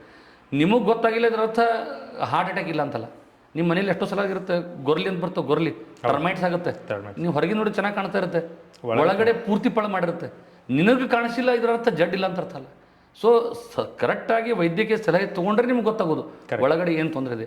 ಸೊ ಈ ಲಕ್ಷಣಗಳು ಏನಾದರೂ ಕಂಡು ಬಂದರೆ ನೀವು ಫಸ್ಟ್ ಏನು ಮಾಡ್ಬೇಕಂದ್ರೆ ಅಗದಿ ಹತ್ತಿರ ಇರುವ ವೈದ್ಯರ ಹತ್ತಿರ, ಕ್ವಾಲಿಫೈಡ್ ವೈದ್ಯರ ಹತ್ತಿರ ಹೋಗಿ ಕರೆಕ್ಟಾಗಿ ಟೆಸ್ಟ್ ಮಾಡಿಸಬೇಕು. ಮೋಸ್ಟ್ ಕಾಮನ್ ಮಾಡೋ ಟೆಸ್ಟ್ ಅಂದರೆ BP ಚೆಕ್ ಮಾಡ್ತಾರೆ, ಶುಗರ್ ಚೆಕ್ ಮಾಡ್ತಾರೆ, ಹಾರ್ಟ್ ರೇಟ್ ನೋಡ್ತಾರೆ, ECG ಮಾಡ್ತಾರೆ, ಅಟ್ಲೀಸ್ಟ್ ಬೇಸಿಕ್ ಟೆಸ್ಟ್. ಬಟ್ ಕೆಲವು ಪ್ಲೇಸಲ್ಲಿ ECGನೂ ಇಲ್ಲ ಅಂತಂದರೆ ನೀವು ಎಲ್ಲಿ ಹತ್ತಿರ ECG ಇದೆ ಅಲ್ಲಿ ನೀವು ಹೋಗಬೇಕು. ಅಥವಾ ನಮಗೆ ಇಲ್ಲಿ ಯಾವ ಡಾಕ್ಟರು ಇಲ್ಲ, ನಾವು ಹಾಸ್ಪಿಟ್ಲ್ ಹೋಗೋವರೆಗೆ ನಾವು ಯಾವ ಥರ ಕಾಳಜಿ ತೊಗೋಬೇಕು ಅಂತ ಕೆಲವು ಸಲ ಪ್ರಶ್ನೆ ಬರುತ್ತೆ. ಸೊ ಏನು ನಾವು ಜನರಿಗೆ ಏನು ಹೇಳ್ತೀವಿ ಅಂತಂದರೆ, ನಿಮಗೆ ರಿಸ್ಕ್ ಇದ್ದರೆ, ಎಸ್ಪೆಷಲಿ ಶುಗರ್ ಇದೆ, BP ಇದೆ, ಮನೇಲಿ ಯಾರಿಗೂ ಹಾರ್ಟ್ ಇದೆ, ನೀವು ಹ್ಯಾಬಿಟ್ಸ್ ಇದೆ, ನಿಮಗೆ ಬ್ಯಾಡ್ ಹ್ಯಾಬಿಟ್ಸ್ ಇದೆ ಅಂದರೆ ನೀವು ಕೆಲವು ಮೆಡಿಸಿನ್ ಇಟ್ಕೊಂಡ್ಬಿಡಿ ಅಂತ ಹೇಳ್ಬಿಡ್ತೀವಿ. ಯಾವುದು ಎಸ್ಪಿರಿನ್ ಅಂತ ಒಂದು ಮೆಡಿಸಿನ್, ರಕ್ತ ಮಾಡೋ ಮೆಡಿಸಿನ್, ಕ್ಲೋಪಿಡೋಗ್ರಲ್ ಅಂತ ಒಂದು ಮೆಡಿಸಿನ್ ಇದೆ, ಅಟೋರಾಸ್ಟಾಟಿನ್ ಅಂತ ಮೆಡಿಸಿನ್ ಇದೆ. ಈ ಮೆಡಿಸಿನ್ ನೀವು ಒಂದು ಪರ್ಟಿಕ್ಯುಲರ್ ಒಂದು ಡೋಸ್ ನಾವು ಹೇಳಿ ಇಟ್ಕೊಂಡ್ಬಿಟ್ರೆ, ಆ ಮೆಡಿಸಿನ್ ನುಂಗಿಬಿಟ್ರೆ ಅವ್ರ ಸೈಡ್ ಎಫೆಕ್ಟ್ ಆಲ್ಮೋಸ್ಟ್ ಏನೂ ಇಲ್ಲ. ಅದರಿಂದ ನೀವು ಅಟ್ಲೀಸ್ಟ್ ಹಾಸ್ಪಿಟ್ಲ್ ಹೋಗೋವರೆಗೆ ನಿಮ್ಮ ಜೀವಕ್ಕೆ ಅಪಾಯ ಆಗದಿರೋ ಥರ ನೋಡ್ಕೋಬೋದು. ಸೊ ನಾವು ಏನು ಮಾಡ್ಬಿಡ್ತೀವಿ, ಅದಕ್ಕೆ ಒಂದು ಪಾಕೆಟ್ ಮಾಡಿ ಕೊಟ್ಬಿಡ್ತೀವಿ. 4 ಮೆಡಿಸಿನ್ ಕ್ಲೋಪಿಡೋಗ್ರಲ್, 1 ಮೆಡಿಸಿನ್ ಡಿಸ್ಪ್ರಿನ್, 1 ಟ್ಯಾಬ್ಲೆಟ್ ಅಟೋರಾಸ್ಟಾಟಿನ್, ಇದನ್ನು ಮಾಡಿ ನೀವು ಕಿಸೆಯಲ್ಲಿ ಇಟ್ಕೊಂಡ್ಬಿಟ್ರೆ ಯಾವುದೋ ಒಂದು ಎಮರ್ಜೆನ್ಸಿ ಸಿಚುವೇಶನ್ ನಾವು ಹಾಸ್ಪಿಟ್ಲ್ ಹೋಗುವವರೆಗೆ ಹೆಂಗಪ್ಪ ಅಂತಂದರೆ ಈ ಗುಳಿಗೆ ನುಂಗಿ ನೀವು ಹಾಸ್ಪಿಟ್ಲಿಗೆ ಹೋಗ್ಬೋದು. ಕೆಲವು ಸರಿ ಆಲ್ರೆಡಿ ಎಸ್ಟಾಬ್ಲಿಷ್ಡ್ ಹಾರ್ಟ್ ಪೇಷಂಟ್ಸ್ಗೆ ನಾವು ಸಾರ್ಬಿಟ್ರೇಟ್ ಅಂತ ಒಂದು ಮೆಡಿಸಿನ್ ಕೊಡ್ತೀವಿ, ಸಾರ್ಬಿಟ್ರೇಟ್, ಐಸಾಡಿಲ್ ಅಂತ, ನಾಲ್ಗೆ ತಲೆಗಳಿಗೆ ಇಟ್ಕೊಳ್ಳೋಕೆ ಒಂದು ಗುಳಿಗೆ ಕೊಡ್ತೀವಿ. ಅದರಿಂದನೂ ಮಾಡ್ಬೋದು. ಬಟ್ ಡಾಕ್ಟ್ರಿಗೆ ಕೇಳದೆ ಮಾಡೋ ತೊಗೊಳ್ಳೋ ಗುಳಿಗೆ ಅಲ್ಲ ಅದು. ಯಾವಾಗಾದರೂ ಸಂಶಯ ಬಂದರೆ ನೀವೇ ಅರ್ಥ ಮಾಡಿಕೊಂಡು ನನಗೆ ಇದು ಪಿತ್ತ ಇರ್ಬೋದು, ಆ್ಯಸಿಡಿಟಿ ಇರ್ಬೋದು, ಹಾರ್ಟ್ ಇರ್ಬೋದು ಅಂತ ತಿಳ್ಕೊಳ್ಳೋಕ್ಕಿಂತ ಡಾಕ್ಟ್ರ್ ಹತ್ರ ಕೇಳೋದೇ ಒಳ್ಳೆಯದು. ಯಾವುದೋ ಒಂದು ಕಾರಣದಲ್ಲಿ ನಿಮಗೆ ಡಾಕ್ಟ್ರ್ ಮುಟ್ಟೋದೇ ಲೇಟ್ ಆಗ್ತಾ ಇದೆ ಅಂತಂದರೆ ಈ ಥರ ಮಾಡ್ಬೋದು. ಇನ್ನೊಂದು ಏನಂದರೆ, ಕೆಲವು ಸರಿ ಇಂಥ ಪ್ರಸಂಗ ಬರ್ತಲ್ಲ, ನಿಮಗೆ ಗೊತ್ತಿದೆ, ನೀವೇ ಕೆಲವು ಸರಿ ಡಾಕ್ಟರ್ಸಿಗೆ ಗೊತ್ತಿರುತ್ತೆ ನನಗೆ ಹಾರ್ಟ್ ಅಟ್ಯಾಕ್ ಆಗಿದೆ ಅಂತ, ಬಟ್ ಇನ್ನೂ ಹಾಸ್ಪಿಟ್ಲ್ ಮುಟ್ಟೋವರೆಗೇನೂ ಟೈಮ್ ಇಲ್ಲ. ಆ ಟೈಮಲ್ಲಿ ಕಾರ್ಡಿಯಾಕ್ ಅರೆಸ್ಟ್ ಆಗುವಂಥ ಅಥವಾ BP ಕಡಿಮೆ ಆಗುವಂಥ ಪ್ರಸಂಗನೂ ಬಂದಿದೆ. ಸೊ ಆವಾಗ ಏನು ಮಾಡಬೇಕು, ನೀವೇ ಎದೆ ಹೊತ್ಕೊಳಕ್ಕಂತೂ ಆಗೋದು ತುಂಬ ಡಿಫಿಕಲ್ಟು. ಸೊ ಏನು ಮಾಡ್ಬೋದು ಅಂದರೆ ಜೋರಾಗಿ ಕೆಮ್ಬೋದು. ಸೊ ಜೋರಾಗಿ ಕೆಮ್ಮೋದ್ರಿಂದ ಒಂದು ಸ್ವಲ್ಪ ಕಾರ್ಡಿಯಾಕ್ ಕಂಪ್ರೆಷನ್ ಆಗಿ ನೀವು ಸ್ವಲ್ಪ ಟೆಂಪರಲಿ BP ಮೇಂಟೈನ್ ಆಗಿ ನೀವು ಹಾಸ್ಪಿಟ್ಲಿಗೆ ಹೋಗ್ತೀವಿ. ನಮ್ಮಲ್ಲೂ ಹಾರ್ಟಲ್ಲಿ ಪೇಷಂಟಿಗೆ ನಮ್ಮ ಆ್ಯಂಜಿಯೋಪ್ಲಾಸ್ಟಿ ಮಾಡ್ತಾ ಇರ್ತೀವಿ, ಸಡನ್ಲಿ ಹಾರ್ಟ್ ರೇಟ್ ಲೋ ಆಗುತ್ತೆ, ಸಡನ್ನಾಗಿ BP ಕಡಿಮೆ ಆಗುತ್ತೆ. ನಾವು ಪೇಷಂಟಿಗೆ ಇನ್ನೂ ನಾವು ಮೆಡಿಸಿನ್ ಆ್ಯಕ್ಟ್ ಮಾಡೋಕ್ಕಿಂತ ಮುಂಚೆ ಪೇಷಂಟ್ ಏನು ಹೇಳ್ತೀವಿ, ಜೋರಾಗಿ ಕೆಮ್ಮಪ್ಪ ಅಂತ ಹೇಳ್ತೀವಿ. ಸೊ ಜೋರಾಗಿ ಕೆಮ್ಮೋದ್ರಿಂದ ಎಮರ್ಜೆನ್ಸಿ ಸಿಚುವೇಶನ್ ಬರೀ ಹಾಸ್ಪಿಟ್ಲ್ ಮುಟ್ಟುವರೆಗೆ ಅಷ್ಟೇ ಇದು. ಅಷ್ಟೇ ತುಂಬಾ ಡೌಟ್ ಇದ್ದರೆ, ಕಣ್ಣಿಗೆ ತುಂಬ ಕತ್ತೆ ಬರ್ತದೆ, ನಾವು ಬೆವರು ಬರ್ತಾ ಇದೆ, ನಾನು ಚಕ್ರ ಬಂದು ಬೀಳ್ತೀವಿ ಅಂತ ಅನ್ನೋ ಭಾವನೆ ಬಂದರೆ ಅಷ್ಟೇ ನೀವು ಜೋರಾಗಿ ಕೆಮ್ಮೋದ್ರಿಂದ ನೀವು ಹಾಸ್ಪಿಟ್ಲ್ ಮುಟ್ಟುವರೆಗೆ ನೀವು ಪ್ರಯತ್ನ ಮಾಡ್ಬೋದು. ಅಥವಾ ನಿಮಗೆ ತೊಂದರೆ ಇಲ್ಲ, ಇನ್ನೊಬ್ರಿಗೆ ತೊಂದರೆ ಆಗ್ತಾ ಇದೆ, ಆವಾಗ ನಾನು ಏನು ಮಾಡಬೇಕು ಅಂತ ಕೆಲವು ಪ್ರಶ್ನೆ ಇರುತ್ತೆ. ನಿಮ್ಮ ಫ್ರೆಂಡ್ ಇದ್ದಾನೆ, ಸ್ನೇಹಿತ ಇದ್ದಾನೆ, ನಿಮ್ಮ ಯಾರೋ ರಿಲೇಟಿವ್ ಇದ್ದಾರೆ, ಸಡನ್ಲಿ ಕೊಲ್ಯಾಪ್ಸ್ ಆಗಿದ್ದಾರೆ. ಸೊ ಏನು ಮಾಡ್ಬೇಕಂದ್ರೆ ಫಸ್ಟ್ ಕನ್ಫರ್ಮ್ ಮಾಡ್ಕೋಬೇಕು. ಕೆಲವು ಸಲ ಹೆಂಗಂತ ಪೇಷಂಟ್ ಗಾಬರಿಗೆ ಬಿದ್ದುಬಿಟ್ಟಿರ್ತಾರೆ, ನೀವು ಅವಾಗ ಎದೆ ಒತ್ತಿ ಅವ್ರಿಗೆ ಎದೆ ತೊಂದರೆ ಮಾಡೋಕ್ಕೆ ಬರಲ್ಲ. ಸೊ ಫಸ್ಟ್ ಅವ್ರು ಅಳಗಾಡಿಸಿ ನೋಡ್ಬೇಕು, ಮಾತಾಡಿಸಿ ನೋಡ್ಬೇಕು, ಉಸಿರಾಡ್ತಾ ಇದ್ದಾರಲ್ಲ ನೋಡ್ಬೇಕು. ಯಾವುದೇ ರಿಸ್ಪಾನ್ಸ್ ಇಲ್ಲ ಪೇಷಂಟ್, ಯಾಕಂದರೆ ನಿಮಗೆ ಪಲ್ಸ್ ನೋಡೋದು ಗೊತ್ತಿರಲಿಕ್ಕಿಲ್ಲ. ಪಲ್ಸ್ ನೋಡೋದು ಗೊತ್ತಿದ್ರೆ ಪಲ್ಸ್ ಮುಟ್ಟಿ ನೋಡ್ಬೋದು, ಹಾರ್ಟ್ ವರ್ಕ್ ಆಗ್ತಾ ಇದೆಲ್ಲ, ಪಲ್ಸ್ ಬರ್ತಾ ಇದೆಲ್ಲ, BP ಇದೆಲ್ಲ ಗೊತ್ತಾಗುತ್ತೆ. ಏನೂ ಆಗ್ತಾ ಇಲ್ಲ ಅಂದರೆ ಪೇಷಂಟ್ ಯಾವುದೇ ಥರ ರೆಸ್ಪಾನ್ಸ್ ತೋರಿಸ್ತಾ ಇಲ್ಲ, ಉಸಿರಾಡ್ತಾ ಇಲ್ಲ ಅಂತ ಆ ಪ್ರಸಂಗ ಬಂದರೆ 1 ನಿಮಿಷದಲ್ಲಿ ನಿಮಗೆ ಕನ್ಫರ್ಮ್ ಆದರೆ ಇವ್ನು ಯಾವ ಥರ ರೆಸ್ಪಾನ್ಸ್ ತೋರಿಸ್ತಾ ಇಲ್ಲ ಅಂದರೆ ನೀವು ಏನೂ ಮಾಡಬೇಕಾಗಿಲ್ಲ. ಅವನ ಎದೆ ಮಧ್ಯಭಾಗದಲ್ಲಿ ಮಧ್ಯಭಾಗದಲ್ಲಿ ಈ ಈ ಪಾರ್ಟಿಂದ ಹಿಡ್ಕೊಂಡು ಈ ಪಾರ್ಟ್ ಸ್ಟರ್ನಮ್ ಅಂತ ಒಂದು ಬೋನ್ ಇರುತ್ತೆ. ಆ ಬೋನದ ತಳಗಡೆ ಭಾಗ 2/3 2/3 ಭಾಗದಲ್ಲಿ ನಿಮ್ಮ ಒಂದು ಈ ಮುಂಗೈ ಇಟ್ಕೊಂಡು ಮೇಲಿನ ಕೈಯಿಂದ ನೀವು ಎದೆ ಈ ಥರ ಒತ್ತೋದ್ರಿಂದ ಸ್ವಲ್ಪ ಸ್ವಲ್ಪ ಒತ್ತಬೇಕು, ತುಂಬ ಜಾಸ್ತಿ ಇಲ್ಲ, ಒಂದು 2 ರಿಂದ 3 ಇಂಚು ನೀವು ಅದು ಒತ್ತಾ ಇದ್ದರೆ ನಿಮ್ಮ ಹೃದಯ ನಿಂತಿದ್ರು ಬೈ ಚಾನ್ಸ್ ನೀವು ಅದು ಪೇಷಂಟ್ ಪರ್ಮನೆಂಟ್ ಡ್ಯಾಮೇಜ್ ಆಗೋದಿಲ್ಲ. ಹೃದಯ ನಿಂತಾಗ ನೀವು ಹಾಸ್ಪಿಟ್ಲ್ವರೆಗೆ ಹೋದಾಗ ತೊಂದರೆ ಏನಾಗುತ್ತೆ ಅಂದರೆ ಹೃದಯ ಕೆಲಸ ಮಾಡೋ ನಿಂತಾಗ ಬ್ಲಡ್ ಪಂಪಿಂಗ್ ನಿಂತುಬಿಡುತ್ತೆ. ಮೇನು ನಮ್ಮ ಅವಯವಗಳಿಗೆ ರಕ್ತ ಸಪ್ಲೈ ನಿಂತುಬಿಡುತ್ತೆ. ರಕ್ತ ಸಪ್ಲೈ ನಿಂತರೆ ಕಿಡ್ನಿ ನಿಂತರೆ ಮತ್ತೆ ರಿಕವರ್ ಆಗ್ಬೋದು, ಲಿವರ್ ನಿಂತರೆ ಮತ್ತೆ ರಿಕವರ್ ಆಗ್ಬೋದು, ಆದರೆ ಲಂಗ್ಸಿಗೆ ನಿಂತರೆ ಮತ್ತೆ ರಿಕವರ್ ಆಗ್ಬೋದು. ಬಟ್ ಮೆದುಳಿಗೆ ನಿಂತುಬಿಟ್ರೆ 2 ನಿಮಿಷಕ್ಕಿಂತ ಜಾಸ್ತಿ ಆದರೆ ಕೆಲವೊಂದು ಪರ್ಮನೆಂಟ್ ಡ್ಯಾಮೇಜ್ ಆಗುತ್ತೆ. 8 ನಿಮಿಷಕ್ಕಿಂತ ಜಾಸ್ತಿ ಆಗಿಬಿಟ್ರೆ ರಿಕವರ್ ಆಗೋದು ತುಂಬ ಡಿಫಿಕಲ್ಟ್ ಆಗಿಬಿಡುತ್ತೆ. ಸೊ ಟೈಮ್ ಭಾಳ ಇಂಪಾರ್ಟೆಂಟ್. ಸೊ ಹಾರ್ಟ್ ನಿಂತಿದೆ ಅಂದರೆ ನಾವು ಆರ್ಟಿಫಿಷಿಯಲ್ ಆಗಿ ಹಾರ್ಟ್ ಪಂಪ್ ಮಾಡೋದು ಈ ಪದ್ಧತಿ ಅಂದರೆ ಈ ಥರ ಮಾಡೋದ್ರಿಂದ ಎಷ್ಟೋ ಸಲ ಆಗಿದೆ. ಕೆಲವು ಸ್ವಲ್ಪ ಟ್ರೈನ್ಡ್ ನರ್ಸಿಂಗ್ ಸ್ಟಾಫು ಯಾರೋ ತಮ್ಮ ಒಂದು ಪೇಷಂಟಿಗೆ ತೊಂದರೆ ಆದಾಗ ಬಸವನ ಬಾಗೇವಾಡಿಯಿಂದ ಬಿಜಾಪುರವರೆಗೆ ಇದೀವಿ ತೊಗೊಂಬಂದು ಪೇಷಂಟ್ ಜೀವ ಉಳಿದಿದೆ. ಸೊ ಆ ಥರನೂ ಆಗಿದೆ. ಸೊ ಇದನ್ನು ಮಾಡೋದ್ರಿಂದ ನೀವು ಪೇಷಂಟನ್ನು ಎಮರ್ಜೆನ್ಸಿ ಸಿಚುವೇಷನಲ್ಲಿ ಹ್ಯಾಂಡಲ್ ಮಾಡ್ಬೋದು. ಸ್ವಲ್ಪ ಟ್ರೈನಿಂಗ್ ತೊಗೊಂಡ್ರೆ ಭಾಳ ಒಳ್ಳೆಯದು. ಇದು ಯಾವುದೂ ವಿದೌಟ್ ಟ್ರೈನಿಂಗ್ ಸಾಧ್ಯದಷ್ಟು ಮಾಡಬಾರ್ದು. ಬಟ್ ಯಾವುದೋ ಒಂದು ಕಾರಣಕ್ಕೆ ನಿಮ್ಗೆ ಟ್ರೈನಿಂಗು ಸಿಕ್ಕಿಲ್ಲ, ಅಂಥ ಪರಿಸ್ಥಿತಿ ಬಂದಿದೆ ಅಂದರೆ ನೀವು ಸುಮ್ಮನೆ ಪೇಷಂಟ್ಸ್ ಆಗೋ ಬದಲು ನೀವು ಸ್ವಲ್ಪ ಪ್ರಯತ್ನ ಮಾಡೋದ್ರಿಂದ ಮಾಡ್ಬೋದು. ಈಗ ಇನ್ನೊಂದು ಮುಖ್ಯವಾದ ಪ್ರಶ್ನೆ ಅಂದರೆ ಎಷ್ಟೋ ಜನರಲ್ಲಿ ಈ ವಾಟ್ಸಪ್ಪಲ್ಲಿ ಬರುವಂಥ ಫಾರ್ವರ್ಡ್ಸು ಅದ್ರ ಮೇಲೆ ಡಾಕ್ಟ್ರಿಗಿಂತ ಹೆಚ್ಚು ನಂಬಿಕೆ, ಅದನ್ನೇ ಫಾಲೋ ಮಾಡ್ತಾರೆ, ಅದನ್ನೇ ಅವರು ನಿಜ ಅಂತ ನಂಬಿಬಿಡ್ತಾರೆ. ಅದ್ರ ಬಗ್ಗೆ ಒಂದೆರಡು ಮಾತು ಹೇಳೋದಾದರೆ, ಯಾರೋ ಒಬ್ಬನಿಗೆ ಯಾವುದೇ ವಿಷಯದ ಬಗ್ಗೆ ಜ್ಞಾನ ಇರೋದಿಲ್ಲ, ಅವನು ತಂದೊಂದು ಏನೋ ಜಂಬ ಕಚ್ಕೊಳಕ್ಕೆ ಏನೋ ಹೇಳ್ತಾನೆ, ಅದನ್ನು ನಂಬಿಬಿಡ್ತಾರೆ. ಅಷ್ಟೇ ಅಲ್ಲ, ಈಗ ಇನ್ನೊಂದು ಟ್ರೆಂಡ್ ಹೊಸ ಸ್ಟಾರ್ಟ್ ಆಗಿದೆ. ನಿಮಗೆ ಜ್ಞಾನ ಇರುತ್ತೆ, ಆದರೆ ಜಸ್ಟ್ ಒಂದು ಚೀಪ್ ಪಬ್ಲಿಸಿಟಿ ಬೇಕಂತ ಸುಳ್ಳು ಹೇಳ್ಬಿಡ್ತೀರ. ಬಟ್ ಎಂತೆಂಥ ಮಾತಾಡ್ಬಿಡ್ತಾರೆ ಅಂತಂದರೆ ಸ್ಟೇಜ್ ಮೇಲೆ ಪಬ್ಲಿಕ್ ಮುಂದೆ ಹೇಳ್ತಾರೆ ಬ್ಲಾಕೇಜ್ ಬರೋದು ಒಳ್ಳೇದು ಹಾರ್ಟಿಗೆ ಅಂತ ಹೇಳ್ತಾರೆ. ಸ್ಟೇಜ್ ಮೇಲೆ ಬ್ಲಾಕೇಜ್ ಬರೋದ್ರಿಂದ ಕೊಲಾಟ್ರಲ್ ಡೆವಲಪ್ ಆಗುತ್ತಂತೆ. ಸಾವಿರಾರು ಜನರ ಮುಂದೆ ಈ ಥರ ಹೇಳಿ ಜನ ನಂಬಿಬಿಡ್ತಾರೆ. ಬ್ಲಾಕೇಜ್ ಬಂದರೆ ಒಳ್ಳೇದು ಅಂತ ಹೇಳ್ಬಿಟ್ಟಿದ್ದಾರೆ. ಹೆಂಗೆ ನನಗಿನ ಹಂಗೆ ಜನ ಬಂದು ಕೇಳ್ತಾರೆ ನಮಗೆ ಕೊಲಾಟ್ರಲಿಂದ ಆಗೋದಿಲ್ಲ. ನಾನು ಅವ್ರಿಗೆ ಒಂದೇ ಕ್ವಶನ್ ಕೇಳ್ತೀನಿ, ನಿಮ್ಮ ಮೇನ್ ರೋಡ್ ಬಂದಾದರೆ ನೀನು ಚಿಕ್ಕ ಪುಟ್ಟದಲ್ಲಿ ನೀನು ನಡ್ಕೊಂಡು ಹೋಗ್ಬೋದು, ಬಟ್ ಟ್ರಕ್ ಹೋಗೋಕ್ಕಾಗತ್ತಾ? ಕೊಲಾಟ್ರಲಿಂದ ಸ್ವಲ್ಪ ಸಪ್ಲೈ ಸಿಗ್ಬೋದು ಕೆಲವು ಜನಕ್ಕೆ, ಕೆಲವು ಜನ ಜೀವ ಉಳಿಬೋದು. ಆದರೆ ಮೇನ್ ರೋಡ್ ಬಂದಾದರೆ ನಿಮ್ಮ ಮೇಜರ್ ಪ್ರಾಬ್ಲಮ್ ಬರುತ್ತೆ. ಅದೇ ಥರ ಹಾರ್ಟಲ್ಲಿ ಆಗಲಿ ಎಲ್ಲೇ ಇರಲಿ, ನಿಮ್ಮ ರಕ್ತನಾಳ ಮೇನ್ ಬ್ಲಾಕ್ ಆದರೆ ನಿಮ್ಮ ಕೊಲಾಟ್ರಲಿಂದ ನಿಮ್ಮದು ಜೀವ ಉಳಿಯೋದಿಲ್ಲ. ಸೊ ಎಷ್ಟೋ ಸುಳ್ಳು ಸುದ್ದಿ ಹಬ್ಬಿಸ್ತಾರೆ. ನೀವು ಈಗ ನಿಮಗೆ ಆ್ಯಂಜಿಯೋಗ್ರಫಿ ನಾವು ಒಂದು ಸಲ ಅಂತೂ ನಾನು ಸೋಲಾಪುರಲ್ಲಿ ಇರಬೇಕಾದ್ರೆ ಒಂದು ಪೇಷಂಟ್ಗೆ ಅವನು ಸ್ವಂತ 4 ರಕ್ತನಾಳ, ಅವನಿಗೆ ಹೊಸದಾಗಿ ಕೂಡಿಸಿರೋದು ಬೈಪಾಸ್ ಆಪ್ರೇಷನಲ್ಲಿ ಕೂಡಿಸಿರೋದು 5 ರಕ್ತನಾಳ, ಎಲ್ಲ ಕೂಡ 9 ರಕ್ತನಾಳ ಇದ್ದು. ಅವನು ತುಂಬ ವರ್ಷ ಆದಮೇಲೆ 9ರಾಗ 8 ರಕ್ತನಾಳ ಬಂದಾಗಿದ್ದು ಒಂದು. ಅದರಲ್ಲಿ ಒಂದೇ ರಕ್ತನಾಳದಲ್ಲೂ ಒಂದು 90% ಬ್ಲಾಕ್. ಸೊ ಅವನಿಗೆ ಜೀವಕ್ಕೆ ಅಪಾಯ ಇತ್ತು, ಆ್ಯಂಜಿಯೋಪ್ಲಾಸ್ಟಿ ಮಾಡಿ ಜೀವ ಉಳಿಸಿದ್ವಿ. ತುಂಬ ಖುಷಿಯಾಗಿ ಹೋದ್ರು ಅವರು. 1 ತಿಂಗಳಲ್ಲಿ ಅವ್ರು ವಾಟ್ಸಪ್ ಫಾರ್ವರ್ಡ್ ಬಂದುಬಿಡ್ತು ಅವ್ರಿಗೆ. ಇದು ಯಾವುದೋ ಒಂದು ಹಾಸ್ಪಿಟಲಲ್ಲಿ ಇದೊಂದು ಸಕ್ಷನ್ ಮಾಡಿ ತೆಗೆದುಬಿಡ್ತಾರೆ, ನೀವು ಆಪರೇಷನ್ ಮಾಡೋ ಸ್ಟೆಂಟ್ ಹಾಕೋ ಅವಶ್ಯಕತೆ ಇಲ್ಲ, 5,000 ರೂಪಾಯಿದಲ್ಲಿ ಆಗಿಬಿಡುತ್ತಂತ ಏನೋ ಒಂದು ಫಾರ್ವರ್ಡ್ ಬಂದುಬಿಡ್ತು. ಅವರು ಜೀವ ಉಳಿದೆ ಅಂತ ಖುಷಿಯಾಗಿ ಉಳಿದಂಥ ಪೇಷಂಟು 1 ತಿಂಗಳಲ್ಲಿ ಸಿಟ್ಟು ಮಾಡ್ಕೊಂಡು ಬಂದುಬಿಟ್ರು. ಸರ್ ಇಂಥ ಚೀಪಲ್ಲಿ ಟ್ರೀಟ್ಮೆಂಟ್ ಆಗ್ತಾ ಇತ್ತು, ನೀವು ಯಾಕೆ ಆ್ಯಂಜಿಯೋಪ್ಲಾಸ್ಟಿ ಮಾಡಿದ್ರಿ?